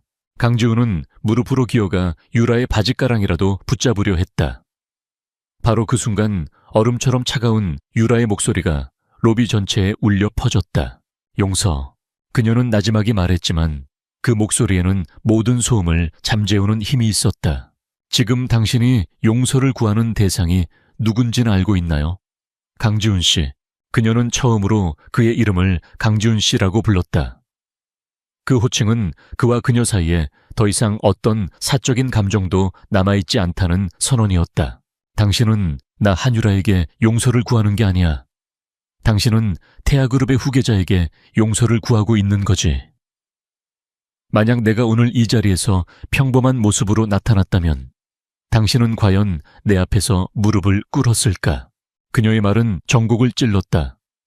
강지훈은 아무 대답도 하지 못하고 고개를 떨구었다. 유라는 말을 이었다. 그녀의 목소리는 차분했지만 한마디 한마디가 비수처럼 날아와 그의 심장에 박혔다. 당신이 버린 여자는 돈 한 푼 없는 고아가 아니었어. 당신이라는 사람 자체를 믿고 당신의 가능성을 사랑했던 한 인간이었지. 하지만 당신은 그 가치를 알아보지 못했어. 당신의 눈에는 오직 돈과 지위만이 가치로 보였으니까. 그게 당신의 비극이야, 내 비극이 아니라. 그녀는 무릎 꿇고 있는 그를 한심하다는 듯 내려다보았다. 그리고 당신이 저지른 범죄들. 그것들은 내가 용서하고 말고 할 성질의 것이 아니야. 당신은 법을 어겼고 회사를 배신했고 수많은 사람들에게 피해를 줬어. 당신의 행동에 대한 대가를 치르는 것. 그것은 복수가 아니라 정의야. 정의. 그 단어는 강지훈에게 너무나 낯설고 무거운 것이었다. 그러니 이제 그만 그 값싼 동정심 유발은 집어치워요. 유라는 마지막으로 그에게 시선을 고정했다. 이래오서 강지훈 씨. 당신의 그 비굴한 모습은 내가 한때 소중히 여겼던 추억에 대한 모독이고 이 신성한 공간에 대한 모독이야. 당신은 내 동정을 받을 가치조차 없어. 그 말이 끝나는 순간 유라는 미련 없이 몸을 돌렸다. 그녀는 더 이상 그를 쳐다보지 않았다. 그녀가 다시 걷기 시작하자 멈춰있던 세상이 다시 움직이는 듯 했다. 김비서와 임원들이 그녀의 뒤를 따랐고 로비의 직원들도 각자의 자리로 돌아가기 시작했다. 거대한 쇼는 끝났다. 교도관들이 다가와 넋이 나간 강지훈의 양팔을 거칠게 잡아 일으켰다. 그는 저항할 힘도 남아있지 않았다. 그는 질질 끌려가면서도 멀어져가는 유라의 뒷모습을 필사적으로 쳐다보았다. 그녀의 뒷모습은 너무나 당당하고 견고해서 그가 결코 닿을 수 없는 성벽처럼 느껴졌다. 그녀는 단 한 번도 뒤돌아보지 않았다. 강지훈은 태아그룹 본사의 거대한 회전문을 통해 밖으로 끌려나갔다. 눈부신 아침 햇살이 그의 얼굴 위로 쏟아졌지만 그의 세상은 칠흑 같은 어둠에 잠겨 있었다. 모든 것이 끝났다. 그의 마지막 희망, 마지막 자존심, 모든 것이 저 차가운 대리석 바닥 위에서 산산조각 나버렸다. 로비 안에서는 언제 그런 일이 있었냐는 듯 모든 것이 정상으로 돌아와 있었다. 거대한 태아 제국은 작은 소동 따위에는 흔들리지 않고 묵묵히 제 갈 길을 가고 있었다. 한유라는 승리했다. 적을 자신과 같은 수준으로 끌어내려 진흙탕 싸움을 벌이는 방식이 아니었다. 스스로를 훨씬 더 높은 곳으로 끌어올려 상대가 감히 닿을 수조차 없는 존재가 됨으로써 완벽한 승리를 거둔 것이다. 그녀의 복수는 끝났고 이제 그녀에게는 새로운 시작만이 남아 있었다. 강지훈이 법의 심판을 받고 오수진 일가가 몰락한 지 반년이라는 시간이 흘렀다. 그동안 세상은 언제나 그랬듯 무심하게 흘러갔고 한때 세상을 떠들썩하게 했던 그들의 이야기는 사람들의 기억 속에서 서서히 잊혀갔다. 그들이 남긴 공백은 새로운 이야기와 새로운 인물들로 빠르게 채워졌다. 그 변화의 중심에는 한유라가 있었다. 그녀는 더 이상 회장 손녀나 복수의 화신으로 불리지 않았다. 재계 사람들은 이제 그녀를 한 상무 혹은 태하의 차세대 리더라고 불렀다. 그녀는 지난 반년 동안 자신의 능력을 의심의 여지 없이 증명해 보였다. 그녀가 가장 먼저 한 일은 위기에 처한 하청업체들을 구제하는 것이었다. 강지훈과 같은 중간 관리자들의 비리로 인해 정당한 대가를 받지 못하고 도산 위기에 처했던 수십 개의 중소기업들을 직접 찾아다녔다. 그녀는 불필요한 절차를 간소화하고 미지급 대금을 즉시 지급했으며 기술력 있는 회사들과는 장기적인 파트너십을 맺었다. 이 결정은 단기적으로는 그룹의 손해처럼 보였지만 장기적으로는 태아그룹의 건강한 산업 생태계를 구축하고 기업의 사회적 책임을 다하는 긍정적인 이미지를 심어주는 결과를 낳았다. 또한 그녀는 강지훈이 실패했던 스마트시티 프로젝트를 완전히 새로운 개념으로 부활시켰다. 그녀의 프로젝트는 단순히 기술을 과시하는 것이 아닌 인간 중심의 지속 가능한 미래 도시를 만드는 것에 초점을 맞췄다. 친환경 에너지, 인공지능 기반의 교통 시스템, 그리고 노인과 아이들을 위한 커뮤니티 케어 시스템까지. 그녀의 비전은 단순한 이윤 추구를 넘어 기술을 통해 사회에 기여하겠다는 태아그룹의 새로운 철학을 보여주었다. 국내외 유수의 기업들이 그녀의 비전에 공감하며 앞다투어 파트너십을 제안해왔다. 오늘 한유라는 태아그룹의 이사회에 참석했다. 할아버지인 한대욱 회장이 건강상의 이유로 경영 일선에서 물러나겠다는 공식적인 발표가 있는 날이었다. 나는 오늘부로 태아그룹 회장직을 내려놓고 경영의 모든 권한을 한유라 상무에게 위임하고자 합니다. 한 회장의 선언에 이 사진들 사이에서는 작은 술렁임이 있었지만 반대하는 사람은 아무도 없었다. 그들은 지난 반년간 한유라가 보여준 리더십과 비전을 통해 그녀가 충분한 자격이 있음을 인정하고 있었다. 유라는 자리에서 일어나 이 사진들을 향해 깊이 고개를 숙였다. 부족한 저에게 이런 중책을 맡겨주셔서 감사합니다. 저는 할아버지께서 평생을 바쳐 이룩하신 태아그룹의 위대한 유산을 계승하고 동시에 시대의 변화에 발맞춰 끊임없이 혁신해 나갈 것입니다. 사람이 중심이 되는 기업 사회와 함께 성장하는 기업을 만들겠습니다. 그녀의 목소리는 차분했지만 그 안에는 강한 확신과 책임감이 담겨 있었다. 박수갈채가 쏟아졌다. 그녀는 이제 명실상부한 태아그룹의 새로운 총수, 새로운 여왕이 된 것이다. 회의가 끝난 후 유라는 할아버지와 함께 회장실에 남았다. 한 회장은 창가에 서서 서울의 풍경을 내려다보고 있었다. 이제 정말 내 역할은 끝이 났구나. 그가 나지막이 말했다. 후회는 없느냐? 내 할아버지. 후회 없습니다.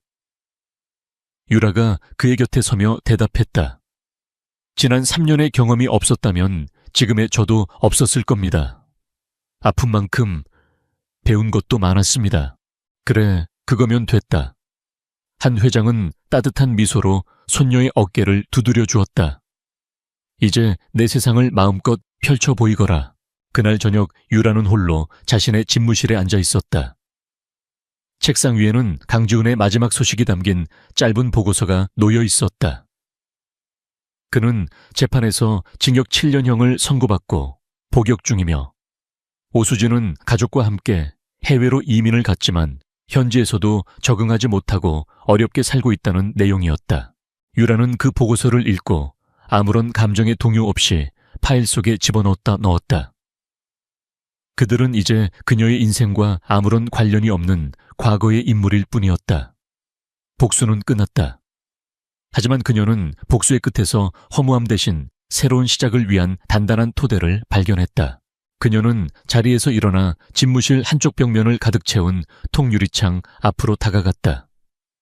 해가 지고 서울의 거리에는 하나둘씩 불이 켜지기 시작했다. 수백만 개의 불빛들이 밤하늘의 별처럼 반짝이며 거대한 은하수를 이루고 있었다. 과거의 그녀는 저 불빛들 속에서 한 남자의 아내로서 소박한 행복을 꿈꿨다. 하지만 이제 그녀는 알았다. 자신의 역할은 저 불빛 하나하나를 지키고 더 밝게 빛나게 만들어주는 것이라는 것을. 그녀는 자신의 가슴에 손을 얹었다. 심장이 고요하고 힘차게 뛰고 있었다.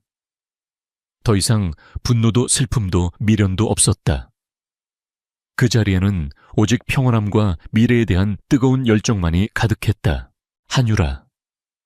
그녀는 잿더미 속에서 부활한 불사조처럼 배신과 절망의 상처를 딛고 더 높이 날아올랐다.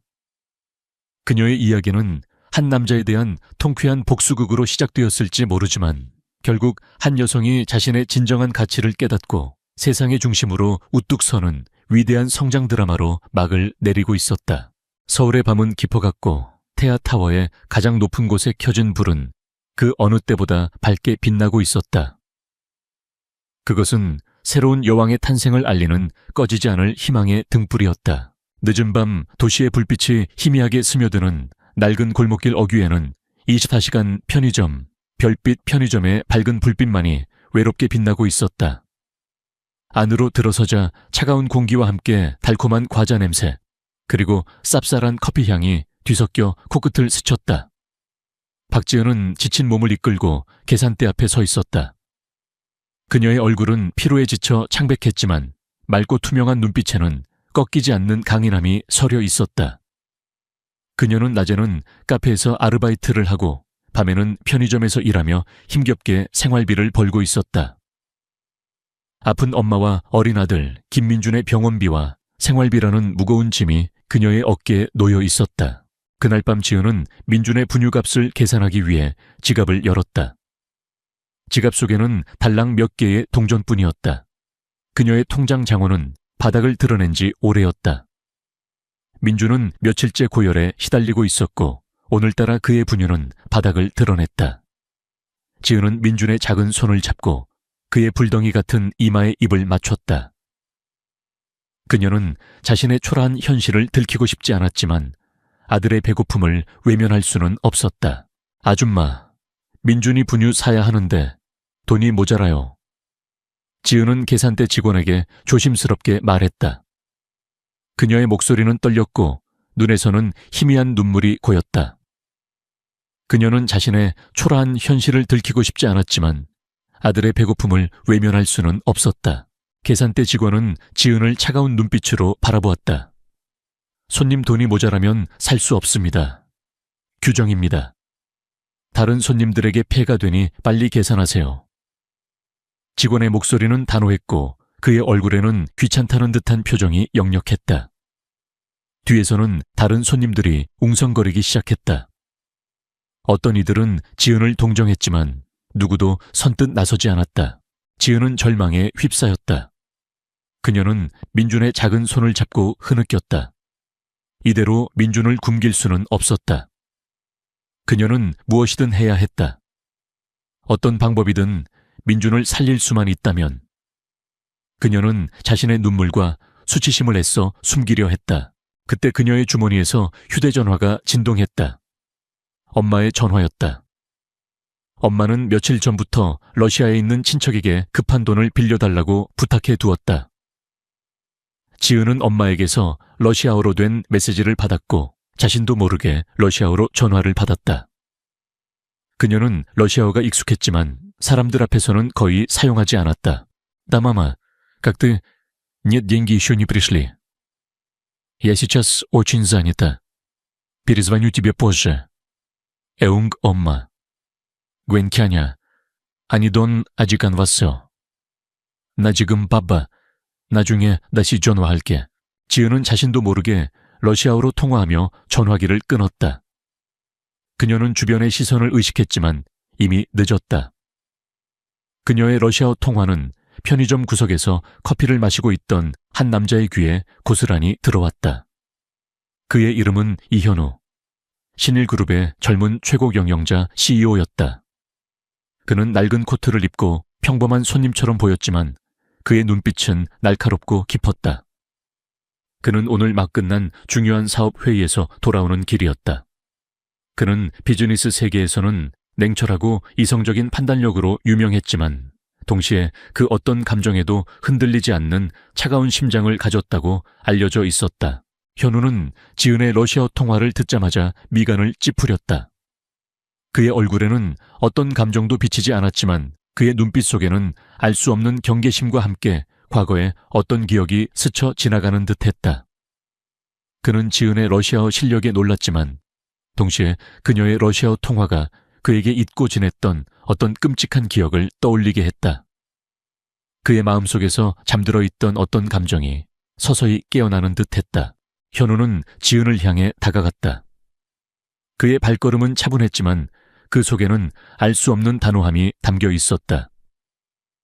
지은은 현우가 자신에게 다가오는 것을 보고 불안감을 느꼈다. 그녀는 그가 자신의 러시아어 통화를 들었을 것이라고 생각했다. 그녀는 그가 자신을 이상하게 생각할 것이라고 두려워했다. 현우는 지은의 뒤에 서서 그녀를 조용히 바라보았다. 그의 얼굴에는 어떤 감정도 비치지 않았지만 그의 눈빛 속에는 알 수 없는 어떤 결의가 스쳐 지나갔다. 그는 지은에게서 잊고 지냈던 어떤 것을 보았다. 그의 마음속에서 잠들어 있던 어떤 감정이 서서히 깨어나는 듯했다. 박지은은 이현우가 자신의 러시아어 통화를 들었을 것이라고 직감했다. 그녀는 불안감에 휩싸였다. 자신을 이상하게 생각할 것이라고 두려워했다.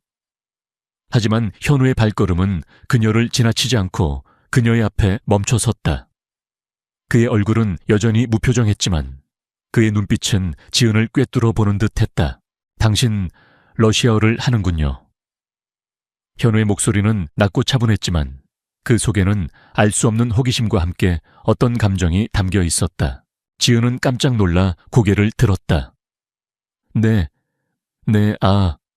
제 고향이 러시아 쪽이라서요. 지은은 얼버무렸다. 그녀의 목소리는 떨렸다.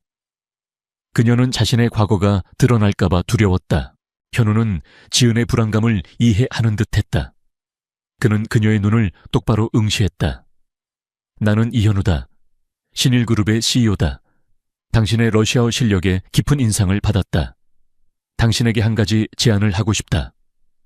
그의 목소리는 차분했지만 그 속에는 어떤 단호함이 담겨 있었다. 지은의 눈이 커졌다. 신일그룹의 CEO라니. 믿을 수 없는 일이었다. 그녀가 일하는 편의점의 주인이자 대한민국 재계를 움직이는 거물 중 한 명이었다.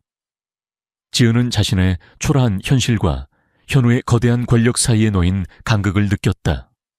그녀는 그의 제안이 황당했지만 동시에 민준의 병원비를 감당할 수 있는 유일한 기회라는 것을 직감했다.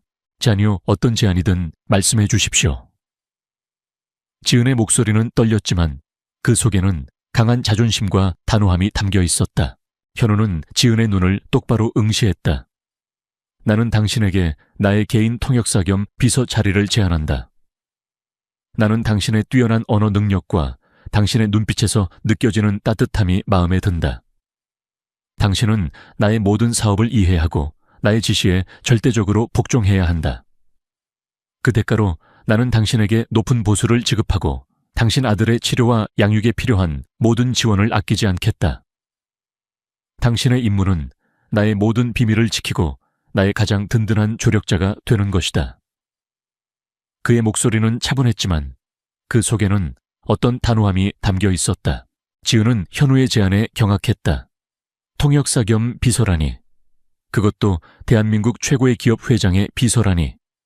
그녀는 자신의 초라한 현실과는 너무나도 다른 제안에 혼란스러웠다. 하지만 그녀는 병든 아들 민준을 위해 주저할 수 없었다. 그녀는 잠시 망설였다. 자신의 자존심과 민준의 생명, 두 가지 저울 위에서 그녀는 결국 민준을 선택했다. 좋습니다, 회장님. 당신의 제안을 받아들이겠습니다. 하지만 저를 속이지 마세요. 제 아들의 목숨을 가지고 장난치지 마세요. 지은의 목소리는 떨렸지만 그 속에는 강한 경고가 담겨 있었다. 현우는 지은의 결심에 만족스러운 미소를 지었다. 걱정 마십시오.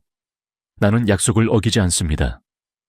당신의 아들은 최고의 환경에서 치료를 받을 것입니다. 그리고 당신은 나의 비밀을 지켜야 합니다. 그의 목소리는 차분했지만 그 속에는 어떤 단호함이 담겨 있었다. 다음 날부터 지은의 삶은 180도 바뀌었다. 그녀는 신일그룹 본사에서 정식 직원으로 출근하게 되었다. 그녀의 직책은 회장 비서실 소속 통역사 겸 특별 프로젝트 담당. 겉으로는 평범한 직책처럼 보였지만 실상은 이현우 회장의 모든 비밀스러운 프로젝트를 담당하는 중요한 자리였다. 그녀는 최첨단 사무실에서 일하게 되었고 민주는 최고급 병원에서 치료를 받으며 건강을 회복하고 있었다. 지은은 이 모든 것이 꿈만 같았지만 그녀는 자신이 이현우 회장에게 진 빚을 갚기 위해 최선을 다하겠다고 다짐했다. 현우는 지은에게 그룹의 모든 사업 분야에 대한 자료들을 건넸다. 박지은 씨, 당신은 우리 그룹의 모든 사업 분야를 이해해야 합니다. 당신의 지혜와 통찰력은 우리 그룹에 큰 도움이 될 것입니다. 현우는 지은에게 엄청난 양의 자료를 넘겨주었지만 지은은 밤샘하며 모든 자료를 완벽하게 숙지했다. 그녀는 뛰어난 학습 능력과 분석력을 보여주었다. 특히 그녀의 러시아어 실력은 현우가 진행하는 해외 사업에서 큰 빛을 발했다. 현우는 지은의 뛰어난 능력과 꺾이지 않는 의지에 깊은 인상을 받았다. 그는 지은이 단순한 통역사가 아니라 자신과 깊이 얽힌 복잡한 과거를 가진 여인이라는 것을 직감했다. 그의 마음속에서 잠들어 있던 어떤 감정이 서서히 깨어나는 듯했다. 그는 지은의 눈빛에서 잊고 지냈던 어떤 것을 보았다. 그의 마음속에서 잠들어 있던 어떤 감정이 서서히 깨어나는 듯했다. 그는 지은의 눈에서 과거 자신이 겪었던 한 비극의 그림자를 보았다. 박지은은 이현우 회장의 비서 겸 통역사로 일하며 신일그룹 본사에서 새로운 삶을 시작했다. 그녀는 이현우의 기대 이상으로 뛰어난 업무 능력과 통찰력을 보여주었다. 특히 그녀의 능숙한 러시아어 실력은 이현우가 진행하는 해외 사업에서 큰 빛을 발했다. 이현우는 지은의 재능에 감탄했지만 동시에 그녀의 과거에 대한 궁금증이 더욱 커졌다. 그는 지은의 눈빛 속에서 알 수 없는 슬픔과 고독을 읽었다. 그는 지은이 자신과 같은 아픔을 가진 사람이라고 직감했다. 민주는 최고급 병원에서 치료를 받으며 빠르게 건강을 회복하고 있었다. 민주는 다른 아이들과 달리 매우 예민한 감각을 가지고 있었다. 그는 주변 사람들의 감정을 민감하게 감지하고 그들의 숨겨진 의도나 거짓말을 알아챌 수 있는 특별한 능력을 가지고 있었다. 특히 그는 불길한 기운이나 위험을 감지하는 능력이 뛰어났다. 민주는 현우가 병실에 올 때마다 그의 차가운 눈빛 뒤에 숨겨진 슬픔과 과거의 그림자를 읽었다. 민주는 현우가 자신에게 어떤 비밀을 숨기고 있다는 것을 직감했다. 현우는 지은에게 신일그룹의 러시아 지사에서 발생한 기술 유출 사건에 대한 자료를 검토해달라고 요청했다. 이 사건은 몇 년 전 신일그룹의 핵심 기술이 러시아로 유출되어 막대한 손실을 입었던 사건이었다. 이 사건의 진범은 밝혀지지 않았고 현우는 이 사건 때문에 자신의 여동생과 조카를 잃었다. 그는 이 사건이 자신의 삶을 송두리째 바꿔놓은 끔찍한 비극이라고 생각했다. 지은은 기술 유출 사건의 자료들을 검토하며 밤샘했다. 그녀는 러시아어 자료들을 능숙하게 해석하고 복잡한 기술 보고서들을 분석했다. 그녀는 이 사건의 진실을 밝히는 것이 현우 회장의 아픔을 치유하는 유일한 방법이라는 것을 알았다. 그녀는 자료 속에서 희미하게 남아있는 쉐도우라는 코드명을 발견했다. 쉐도우는 과거 러시아 정보기관의 비밀 요원들이 사용하던 암호명이었다. 지은은 직감적으로 이 사건이 단순한 기술 유출이 아니라 러시아의 어떤 거대한 조직과 관련이 있다는 것을 느꼈다. 그때 민주는 병실에서 엄마의 불안한 심장 소리와 함께 현우 회장의 차가운 슬픔을 느꼈다. 그는 현우 회장이 자신과 같은 아픔을 가진 사람이라는 것을 직감했다. 민주는 엄마와 현우 회장을 지켜야 한다고 생각했다. 그는 자신의 능력을 이용하여 기술 유출 사건의 진실을 파헤치려 애썼다. 민주는 현우의 기억 속에서 흐릿하게 남아있던 그 남자의 모습을 발견했다. 그 남자는 기술 유출 사건 현장에 있었고 그의 얼굴에는 비열한 미소가 걸려 있었다. 민주는 그 남자의 얼굴을 또렷하게 기억하려 애썼다. 그의 얼굴은 마치 어떤 가면을 쓴 듯 희미했지만 그의 눈빛은 잔혹했다. 민주는 그 남자에게서 강렬한 악의를 느꼈다. 지은은 민준이 본 기억들을 토대로 현우에게 그 남자의 특징들을 이야기해 주었다. 현우는 민준의 설명을 듣고 소름이 돋았다. 민준이 설명하는 남자의 특징들은 과거 그가 의심했던 인물, 즉 자신의 가장 강력한 경쟁자이자 신일그룹의 부회장 최진욱과 일치했다. 최진욱은 겉으로는 온화하고 친절해 보였지만 그의 내면은 탐욕과 야망으로 가득 차 있었다. 그는 현우를 제거하고 신일그룹의 회장 자리를 차지하기 위해 어떤 짓도 서슴지 않는 인물이었다. 그는 과거 러시아 마피아와 연루되어 있었다. 현우는 최진욱이 자신의 여동생과 조카를 죽이고 기술 유출 사건을 조작했다는 사실에 분노했다. 그의 마음속에서 잠들어 있던 복수심이 맹렬하게 타올랐다. 그는 최진욱의 모든 죄를 낱낱이 파헤치고 그를 심판대에 세우겠다고 다짐했다. 민준의 능력은 그에게 잊고 지냈던 진실의 실마리를 안겨주었다. 현우는 민준이 단순한 아이가 아니라 자신에게 주어진 기적이라는 것을 깨달았다. 그는 민준을 보호하고 그녀의 능력을 선한 목적으로 사용해야 한다고 생각했다. 최진욱은 민준의 능력을 알지 못했지만 현우가 자신을 조사하고 있다는 것을 곧 알아차렸다. 그는 현우를 가만둘 수 없었다. 그는 최진욱의 최측근이자 신일그룹의 비서실장 김태식에게 연락하여 현우를 제거하라고 지시했다. 김태식은 최진욱의 충실한 하수인으로 잔인하고 냉혹한 인물이었다. 김태식은 현우의 사업적 약점을 찾아 공격하기 시작했다. 그는 언론에 현우에 대한 허위 사실을 유포하고 신일그룹의 주가를 조작하여 현우를 몰아내려 했다. 또한 그는 현우의 과거를 들춰내어 그의 명예를 실추시키려 했다. 그의 목표는 현우를 사회적으로 매장시키고 신일그룹의 회장 자리를 최진욱에게 넘겨주는 것이었다. 지은은 현우의 곁에서 그를 도왔다. 그녀는 자신의 뛰어난 러시아어 실력을 이용하여 기술 유출 사건에 러시아 측 관련자들과 은밀하게 접촉했다. 그녀는 그들에게서 최진욱이 러시아 마피아와 결탁하여 기술 유출 사건을 조작했으며 현우의 여동생과 조카를 살해했다는 결정적인 증거를 확보했다. 그녀는 이 모든 것이 최진욱의 야망 때문이었다는 것을 알게 되었다. 지은은 이 모든 것을 현우에게 보고했다. 현우는 지은의 용기와 능력에 감탄했다. 그는 지은이 단순한 비서가 아니라 자신과 같은 아픔을 가진 동반자라는 것을 깨달았다. 그는 지은의 손을 꽉 잡았다.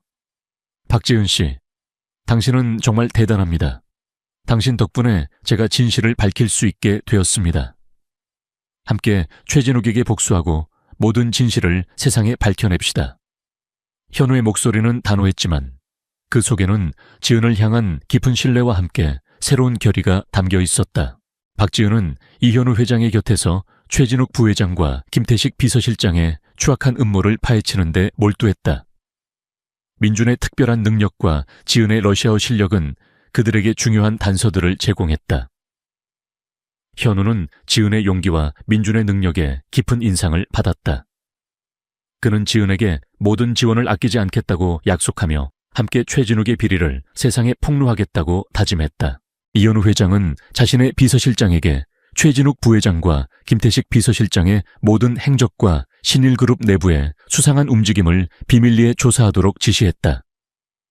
또한 그는 이강우 아저씨에게 연락하여 최진욱 부회장의 뒤를 봐주는 신일그룹 내부의 부패한 임원들을 조사해달라고 부탁했다. 이강우 아저씨는 민준의 은인이기도 했기에 지은의 부탁에 흔쾌히 응했다. 지은은 기술 유출 사건과 관련된 러시아어 자료들을 더욱 깊이 파고들었다. 그녀는 러시아 정보기관의 비밀 요원들이 사용하던 암호명 쉐도우가 최진욱 부회장과 연관되어 있다는 것을 알아냈다. 최진욱은 과거 러시아 마피아와 결탁하여 신일그룹의 핵심 기술을 러시아로 유출하고 그 과정에서 현우의 여동생과 조카를 살해했던 것이었다. 이 모든 것이 최진욱의 야망 때문이었다. 그는 현우를 제거하고 신일그룹의 회장 자리를 차지하기 위해 어떤 짓도 서슴지 않는 인물이었다. 최진욱 부회장은 지은과 이현우 회장의 움직임을 감지하고 더욱 노골적인 방해 공작을 펼쳤다. 그는 지은을 사회적으로 매장시키려 했고 이현우 회장에게는 익명의 협박 전화를 걸었다. 당신이 계속해서 나의 비밀을 파헤치려 한다면 당신 아드님의 목숨은 물론 당신의 모든 것을 잃게 될 것이다. 협박 메시지는 현우의 심장을 얼어붙게 했다. 최진욱은 민준의 생명을 담보로 현우를 협박하려 했던 것이다. 하지만 지은은 두려워하지 않았다. 오히려 그녀의 정의감은 더욱 불타올랐다. 그녀는 최진욱의 비열함에 분노했다. 그녀는 민준을 보호하기 위해 모든 것을 포기할 생각이었지만 그의 악랄한 본성을 알게 되자 물러설 수 없었다. 그녀는 이 모든 진실을 밝히고 그를 반드시 심판대에 세우겠다고 다짐했다. 이현우 회장과 지은은 민준의 능력을 이용하여 최진욱 부회장의 숨겨진 증거들을 찾아내려 했다. 민준은 자신의 능력을 이용하여 최진욱 부회장의 개인 컴퓨터와 신일그룹의 전산망에 미세한 교란을 일으켰다. 이현우 회장은 이 틈을 이용하여 최진욱 부회장의 숨겨진 비자금 장부와 불법 거래 기록을 확보하려 했다. 그들은 또한 최진욱 부회장과 김태식 비서실장의 은밀한 대화가 담긴 녹음 파일을 찾아냈다. 그 안에는 기술 유출 사건을 조작한 음모, 그리고 현우의 여동생과 조카를 살해한 계획까지 낱낱이 담겨 있었다. 최진욱 부회장은 지은과 이현우 회장의 끈질긴 추적과 민준의 알 수 없는 능력에 점점 더 초조해했다. 그는 자신의 비밀이 드러날 것을 두려워했다. 그는 지은과 민준, 그리고 이현우 회장을 영구적으로 처리하기 위한 계획을 서두르기 시작했다. 그는 민준의 병든 몸을 이용하여 그를 제거하려 하거나 혹은 이현우 회장에게 직접적인 위협을 가하려 했다. 지은은 최진욱 부회장의 움직임을 눈치챘다. 그녀는 시간이 없다는 것을 알았다. 민준이 위험에 처하기 전에 모든 진실을 밝혀내야 했다. 그녀는 이현우 회장과 함께 최진욱 부회장의 마지막 움직임을 예측하고 그를 함정에 빠뜨릴 역공을 계획하기 시작했다. 이 싸움은 그녀의 목숨과 민준의 운명, 그리고 정의가 걸린 마지막 대결이 될 터였다. 박지은은 이현우 회장과 함께 최진욱 부회장의 마지막 공격에 대비했다. 그들은 최진욱이 모든 것을 파괴하기 전에 그의 모든 죄를 밝혀내고 그를 심판대에 세워야 했다. 현우는 지은의 곁에서 그녀를 도왔다. 그녀는 자신의 능력을 이용하여 최진욱과 그의 비서실장 김태식의 숨겨진 감정과 거짓말을 간파하며 현우에게 중요한 단서들을 제공했다. 최진욱 부회장은 현우와 지은의 끈질긴 추적에 점점 더 초조해했다. 그는 자신의 비밀이 드러날 것을 두려워했다. 최진욱은 현우와 지은을 영구적으로 처리하기 위한 마지막 계획을 서두르기 시작했다. 그는 신일그룹의 핵심 기술을 파괴하고 현우와 지은을 사회적으로 매장시키려 했다. 박지은 내녀는 러시아에서 넘어온 보잘것없는 계집의 주제에 감히 내 영역을 침범하다니. 내 놈의 능력은 이제 나의 것이 될 것이다. 그리고 이현우 내놈은 내가 가진 모든 것을 잃게 될 것이다. 최진욱은 광기 어린 목소리로 외치며 자신의 최측근인 김태식에게 현우와 지은을 제거하라고 지시했다. 김태식은 최진욱의 지시를 받고 신일그룹의 핵심 서버에 대규모 악성 코드를 심었다. 악성 코드는 신일그룹의 모든 시스템을 마비시키고 모든 데이터를 파괴할 예정이었다. 동시에 김태식은 언론의 현우와 지은에 대한 허위 사실을 유포하고 그들을 섀도우라는 러시아 조직의 잔당으로 몰아가려 했다. 지은은 김태식의 움직임을 눈치챘다. 그녀는 신일그룹의 보안 시스템에 심어진 악성 코드를 감지했다. 그녀는 시간이 없다는 것을 알았다. 악성 코드가 완전히 실행되기 전에 그것을 막아야 했다. 지은은 현우에게 이 모든 사실을 알렸다. 회장님, 김태식 부사장이 신일그룹의 시스템에 대규모 악성 코드를 심었어요. 이대로 두면 우리 회사는 파멸할 거예요. 그리고 저와 회장님을 섀도우의 잔당으로 몰아가려 해요. 지은의 목소리는 떨렸지만 그 속에는 강한 결의가 담겨 있었다. 현우는 지은의 말에 분노했다. 그는 최진욱과 김태식의 비열함에 치를 떨었다. 그는 지은의 손을 꽉 잡았다. 지은 씨, 당신의 능력을 믿습니다. 우리가 함께 그들을 막을 수 있습니다.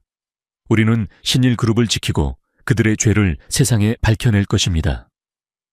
현우의 눈빛은 지은을 향한 깊은 신뢰와 함께 정의를 향한 강렬한 의지로 불타올랐다. 현우와 지은은 신일그룹의 핵심 서버실로 향했다. 서버실은 최첨단 보안 시스템으로 보호되어 있었지만 이미 악성 코드의 영향으로 시스템이 불안정하게 깜빡이고 있었다. 지은은 서버에 직접 연결하여 악성 코드를 제거하고 방어벽을 재구축하기 시작했다. 그녀의 손가락은 키보드 위를 맹렬하게 움직였고 화면에는 복잡한 코드들이 빠르게 스크롤되었다. 하지만 그들의 행동은 김태식에게 포착되었다. 김태식은 자신의 사병들을 이끌고 서버실로 들이닥쳤다. 감히 내 계획을 방해하다니. 너희 모두 여기서 죽게 될 것이다. 김태식의 목소리는 분노로 가득했다. 그는 현우와 지은에게 총을 겨눴다. 현우는 지은을 보호하며 김태식의 사병들과 맞섰다. 그는 과거의 트라우마를 극복하고 자신의 모든 힘을 다해 싸웠다. 그는 사병들의 공격을 피하고 방역했지만 그들의 숫자는 너무 많았다. 그는 점점 더 지쳐갔다. 지은은 현우의 옆에서 악성 코드를 제거하는 데 몰두했지만 그녀의 등 뒤로 다가오는 위험을 감지했다. 그때 지은의 동생이자 과거 러시아에서 함께 활동했던 김민혁이 서버실로 들이닥쳤다. 민혁은 지은이 위험에 처했다는 것을 직감하고 달려온 것이었다. 그는 과거 러시아 정보기관의 요원이었으며 해킹 능력과 전투 기술이 뛰어났다. 누나 내가 도울게. 민혁은 김태식의 사병들에게 달려들어 그들을 막아섰다. 그는 지은이 악성 코드를 제거할 시간을 벌어주려 했다. 민혁은 사병들과 치열하게 싸웠다. 그는 뛰어난 격투 실력과 해킹 기술을 이용하여 사병들을 제압했다. 그는 서연이 작성한 악성 코드 분석 보고서와 김태식의 모든 비리를 세상에 폭로할 준비를 했다. 하지만 김태식은 민혁의 저항에 분노하며 그에게 총을 겨눴다. 이놈 감히 날 막아 죽어라. 탕 하는 총성이 울려 퍼졌다. 총알은 민혁의 어깨를 관통했다. 민혁아, 지은은 절규했다. 민혁은 피를 흘리며 쓰러졌다. 그의 손에는 지은이 작성한 악성 코드 분석 보고서가 굳게 쥐어져 있었다. 누나, 진실을 꼭 밝혀야 해요. 민혁은 희미한 미소를 지으며 눈을 감았다. 민혁의 희생은 지은의 마음에 깊은 상처를 남겼지만 동시에 그녀에게 불타는 복수심을 안겨주었다. 그녀는 민혁의 죽음이 헛되지 않도록 반드시 김태식과 최진욱의 모든 죄를 밝혀내겠다고 다짐했다. 현우는 지은의 곁에서 그녀를 보호하며 함께 복수를 맹세했다. 지은은 민혁의 죽음에 분노하며 자신의 모든 능력을 한 곳에 집중했다. 그녀는 악성 코드를 제거하는 동시에 김태식의 모든 컴퓨터와 통신 장비를 해킹하여 그의 모든 비리를 세상에 폭로할 준비를 했다. 그녀의 손가락은 키보드 위를 맹렬하게 움직였고 화면에는 김태식과 최진욱의 모든 불법 행위가 낱낱이 드러나기 시작했다. 김태식은 지은의 예상치 못한 공격에 당황했다. 그의 컴퓨터 화면이 알 수 없는 코드들로 뒤덮였고 그의 통신 장비는 먹통이 되었다. 이게 대체 무슨 짓이야? 김태식은 절규했다. 그는 자신이 파멸하고 있다는 것을 직감했다. 그때 이강우 아저씨가 경찰 특수부대를 이끌고 서버실로 들이닥쳤다. 이강우 아저씨는 현우의 연락을 받고 경찰에 신고했으며 최진욱과 김태식의 움직임을 추적하여 이곳으로 온 것이었다. 경찰은 김태식과 그의 사병들을 모두 체포했다. 김태식은 수갑을 찬 채 끌려가면서도 지은을 향해 광기 어린 눈빛으로 노려보았다. 현우는 지은을 꽉 안아주었다. 지은은 민혁의 희생에 흐느꼈지만 현우의 품에서 안도감을 느꼈다. 그녀는 민혁의 희생이 헛되지 않도록 진실을 밝히고 정의를 실현할 것이라고 다짐했다. 그녀의 손에는 모든 증거가 담긴 USB가 굳게 쥐어져 있었다. 박지은은 김민혁의 희생 앞에서 흐느꼈지만 슬픔에 잠겨 있을 시간이 없었다. 그녀는 민혁의 시신 옆에서 그가 목숨 걸고 지켜낸 증거가 담긴 USB를 움켜쥐고 서버실을 빠져나왔다. 경찰 특수부대는 김태식 비서실장을 포함한 모든 사병들을 체포하고 현장을 통제했다. 이현우 회장은 지은의 곁에서 그녀를 보호하며 안도했다. 이현우 회장은 더 이상 지체하지 않았다. 그는 김태식의 USB에 담긴 모든 증거를 가지고 언론과 경찰에 직접 나섰다. 기자회견장에는 수많은 기자들과 카메라들이 모여들었다. 이현우 회장은 떨리는 목소리로 김태식 비서실장의 추악한 범죄와 신일그룹 내부의 부패 네트워크, 그리고 자신의 여동생과 조카의 사고 배후에 숨겨진 진실을 폭로했다. 그는 USB에 담긴 모든 증거, 즉 신일그룹의 시스템에 심어진 악성 코드, 비자금 내역 최진욱과의 불법 거래 기록, 그리고 자신의 여동생과 조카의 사고 조작 보고서까지 낱낱이 공개했다. 언론은 이현우 회장의 폭로에 일제히 들끓었다. 대한민국 최고의 IT그룹 회장의 충격적인 고백은 전 국민의 이목을 집중시켰다. 사람들은 김태식 비서실장의 잔혹함과 최진욱 회장의 비열함에 분노했고 이현우 회장 가족의 비극에 애도를 표했다. 최진욱 회장은 뉴스를 통해 이 모든 사실을 접하고 광분했다. 그는 자신이 쌓아올린 명성과 권력이 한순간에 무너져 내리는 것을 보며 분노와 절망에 휩싸였다. 그는 언론을 매수하고 여론을 조작하려 했지만 이현우 회장이 제시한 너무나도 명확한 증거들과 국민적 분노 앞에서 그의 시도는 모두 실패로 돌아갔다. 넥서스 그룹의 주가는 폭락했고 그의 모든 사업은 마비되었다. 결국 최진욱 회장과 김태식 비서실장은 경찰에 체포되었다. 그들은 수갑을 찬 채 경찰서로 끌려가면서도 이현우 회장과 지은을 향해 광기 어린 눈빛으로 노려보았다. 이현우, 박지은, 내 놈들이 감히 날 이렇게 만들다니. 이대로 끝날 줄 아느냐. 반드시 내 놈들에게 대가를 치르게 할 것이다. 그들의 목소리는 증오로 가득했다. 최진욱은 자신의 죄를 인정하기보다는 자신을 파멸시킨 이현우 회장과 지은에게 복수할 기회만을 노리고 있었다. 넥서스 그룹의 핵심 임원들과 최진욱의 비리에 연루된 모든 공범들도 줄줄이 체포되었다. 그들은 법의 심판을 받게 될 것이었다.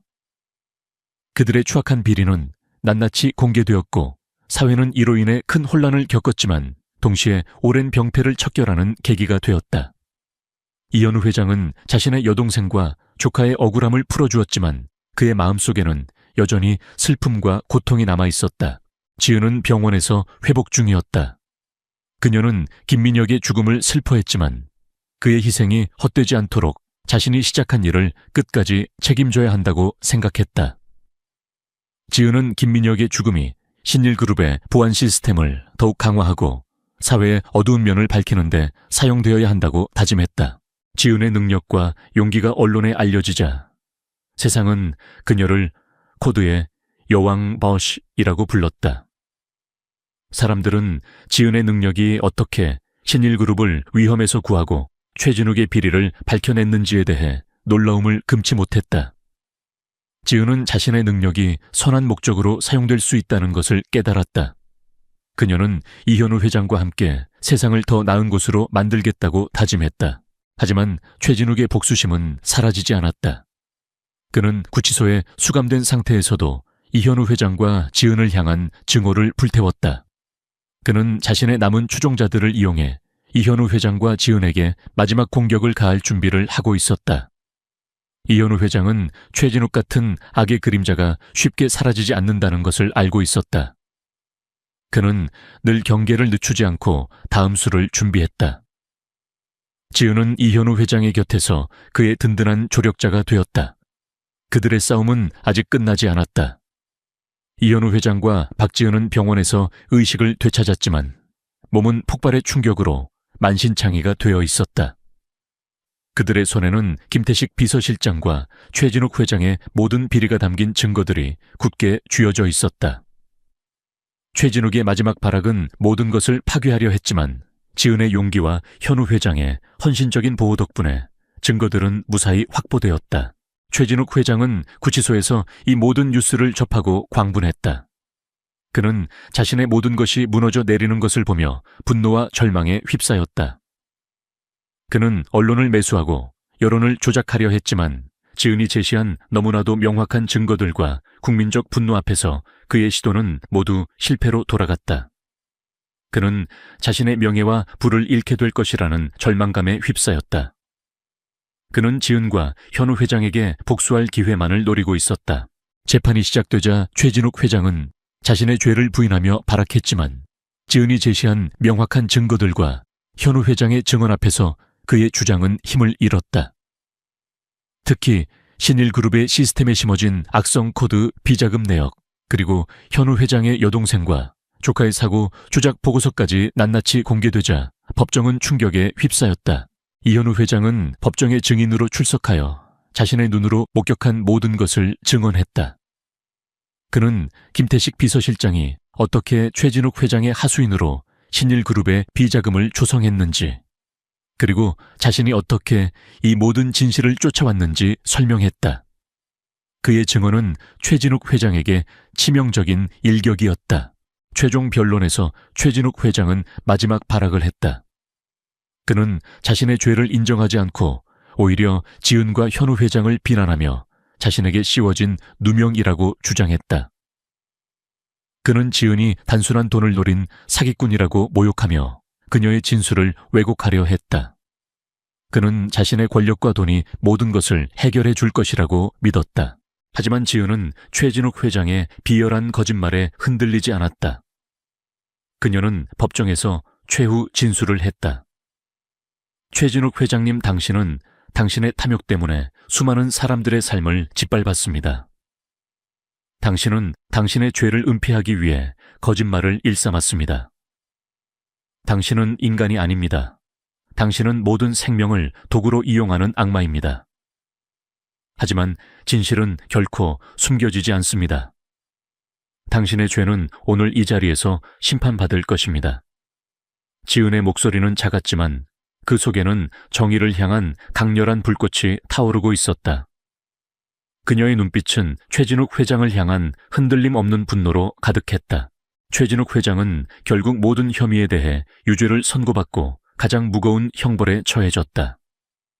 그의 거대한 넥서스 그룹은 산산조각 났고 그의 이름은 역사에 악의 상징으로 기록되었다. 정의가 마침내 완벽하게 실현된 순간이었다. 김태식 비서실장 또한 그의 죄에 합당한 처벌을 받았다. 그러나 최진욱 회장의 복수심은 사라지지 않았다. 그는 구치소에 수감된 상태에서도 현우 회장과 지은을 향한 증오를 불태웠다. 그는 자신의 마지막 남은 추종자들을 이용해 현우 회장과 지은에게 최종 공격을 가할 준비를 하고 있었다. 그는 신일그룹의 핵심 기술을 파괴하고 현우 회장과 지은을 사회적으로 매장시키려 했다. 이현우 회장은 최진욱 회장의 움직임을 예상하고 있었다. 그는 늘 경계를 늦추지 않고 다음 수를 준비했다. 이강우 아저씨는 현우 회장과 지은의 안전을 위해 최선을 다했다. 그는 민혁의 희생이 헛되지 않도록 그들의 계획을 지원했다. 어느 날 신일그룹 본사에 익명의 해킹 공격이 시작되었다. 그것은 최진욱 회장이 감옥 안에서 지시한 마지막 공격이었다. 악성 코드는 신일그룹의 모든 시스템을 마비시키고 핵심 데이터를 파괴하려 했다. 동시에 최진욱 회장은 언론에 현우 회장과 지은에 대한 허위 사실을 유포하고 그들이 섀도우라는 러시아 조직의 잔당이라는 거짓 증언을 퍼뜨렸다. 이현우 회장과 지은은 신일그룹 본사의 서버실로 향했다. 서버실은 이미 악성 코드의 영향으로 혼란에 빠져 있었다. 지은은 서버에 직접 연결하여 악성 코드를 제거하고 최진욱 회장이 심어놓은 마지막 방어벽을 뚫으려 했다. 그녀의 손가락은 키보드 위를 맹렬하게 움직였고 화면에는 복잡한 코드들이 빠르게 스크롤되었다. 최진욱 회장의 최측근인 전직 요원들이 서버실로 들이닥쳐 현우 회장과 지은을 제거하려 했다. 그들은 현우 회장과 지은이 악성 코드를 제거하는 것을 막으려 했다. 현우 회장은 지은을 보호하며 요원들과 맞섰다. 그는 과거의 트라우마를 극복하고 자신의 모든 힘을 다해 싸웠다.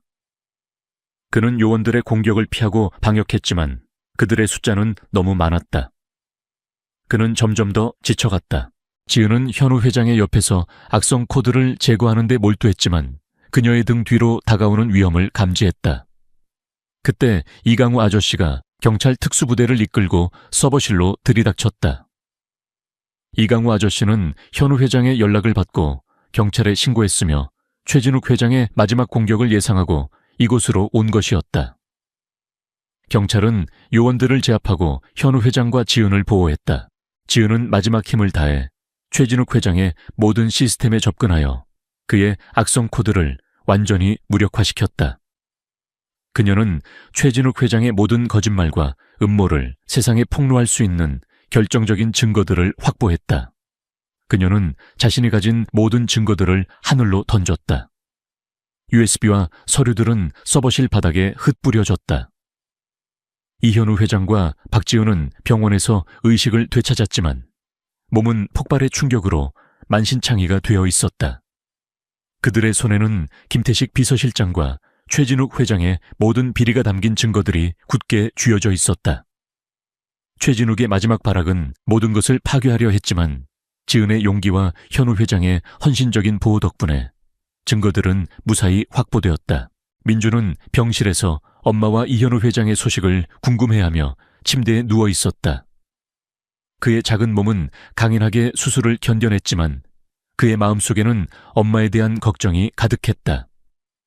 민주는 자신의 능력을 이용하여 엄마의 불안한 심장 소리와 함께 이현우 회장에게서 느껴지는 알 수 없는 위험을 감지했다. 민주는 엄마를 지켜야 한다고 생각했다. 그의 작은 손은 이불을 꽉 움켜쥐었다. 최진욱 회장은 구치소에서 이 모든 뉴스를 접하고 광분했다. 그는 자신의 모든 것이 무너져 내리는 것을 보며 분노와 절망에 휩싸였다. 그는 언론을 매수하고 여론을 조작하려 했지만 지은이 제시한 너무나도 명확한 증거들과 국민적 분노 앞에서 그의 시도는 모두 실패로 돌아갔다. 그는 자신의 명예와 부를 잃게 될 것이라는 절망감에 휩싸였다.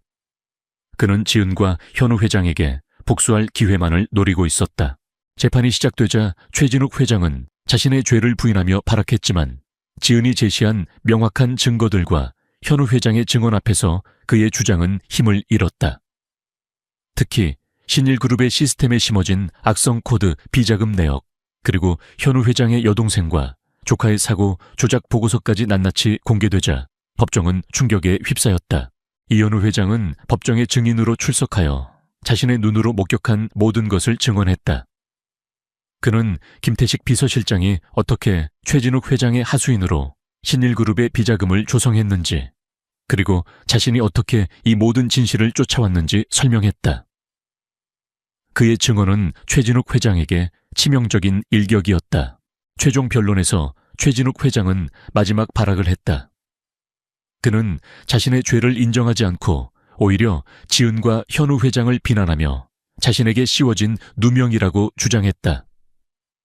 그는 지은이 단순한 돈을 노린 사기꾼이라고 모욕하며 그녀의 진술을 왜곡하려 했다. 그는 자신의 권력과 돈이 모든 것을 해결해 줄 것이라고 믿었다. 하지만 지은은 최진욱 회장의 비열한 거짓말에 흔들리지 않았다. 그녀는 법정에서 최후 진술을 했다.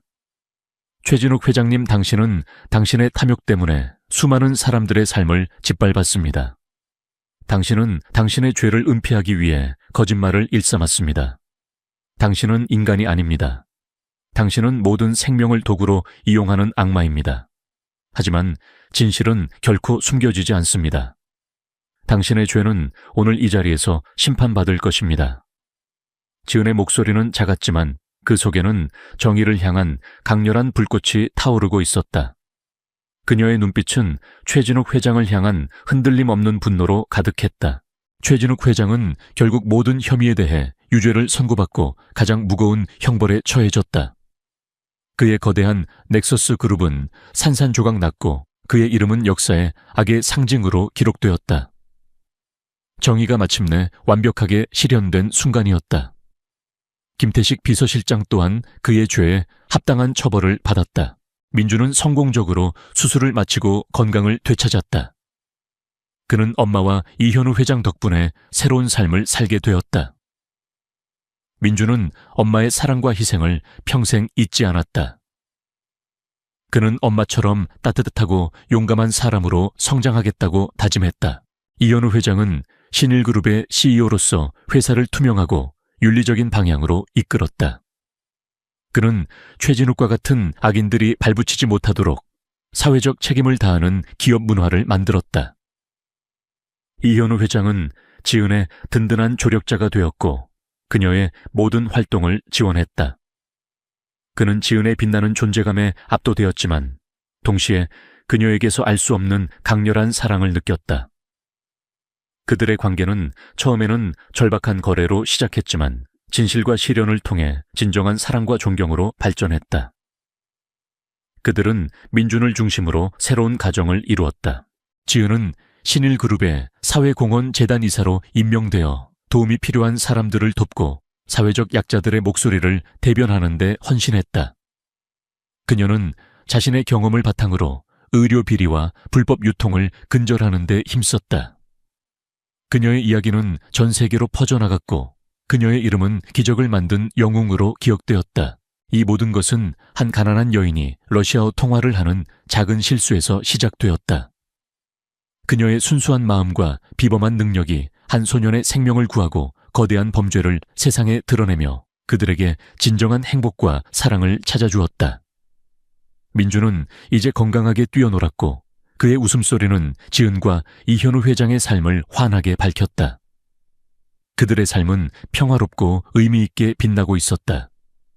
그들은 진정한 행복을 찾았고 그들의 삶은 정의와 사랑을 위한 영원한 투쟁의 증거가 되었다.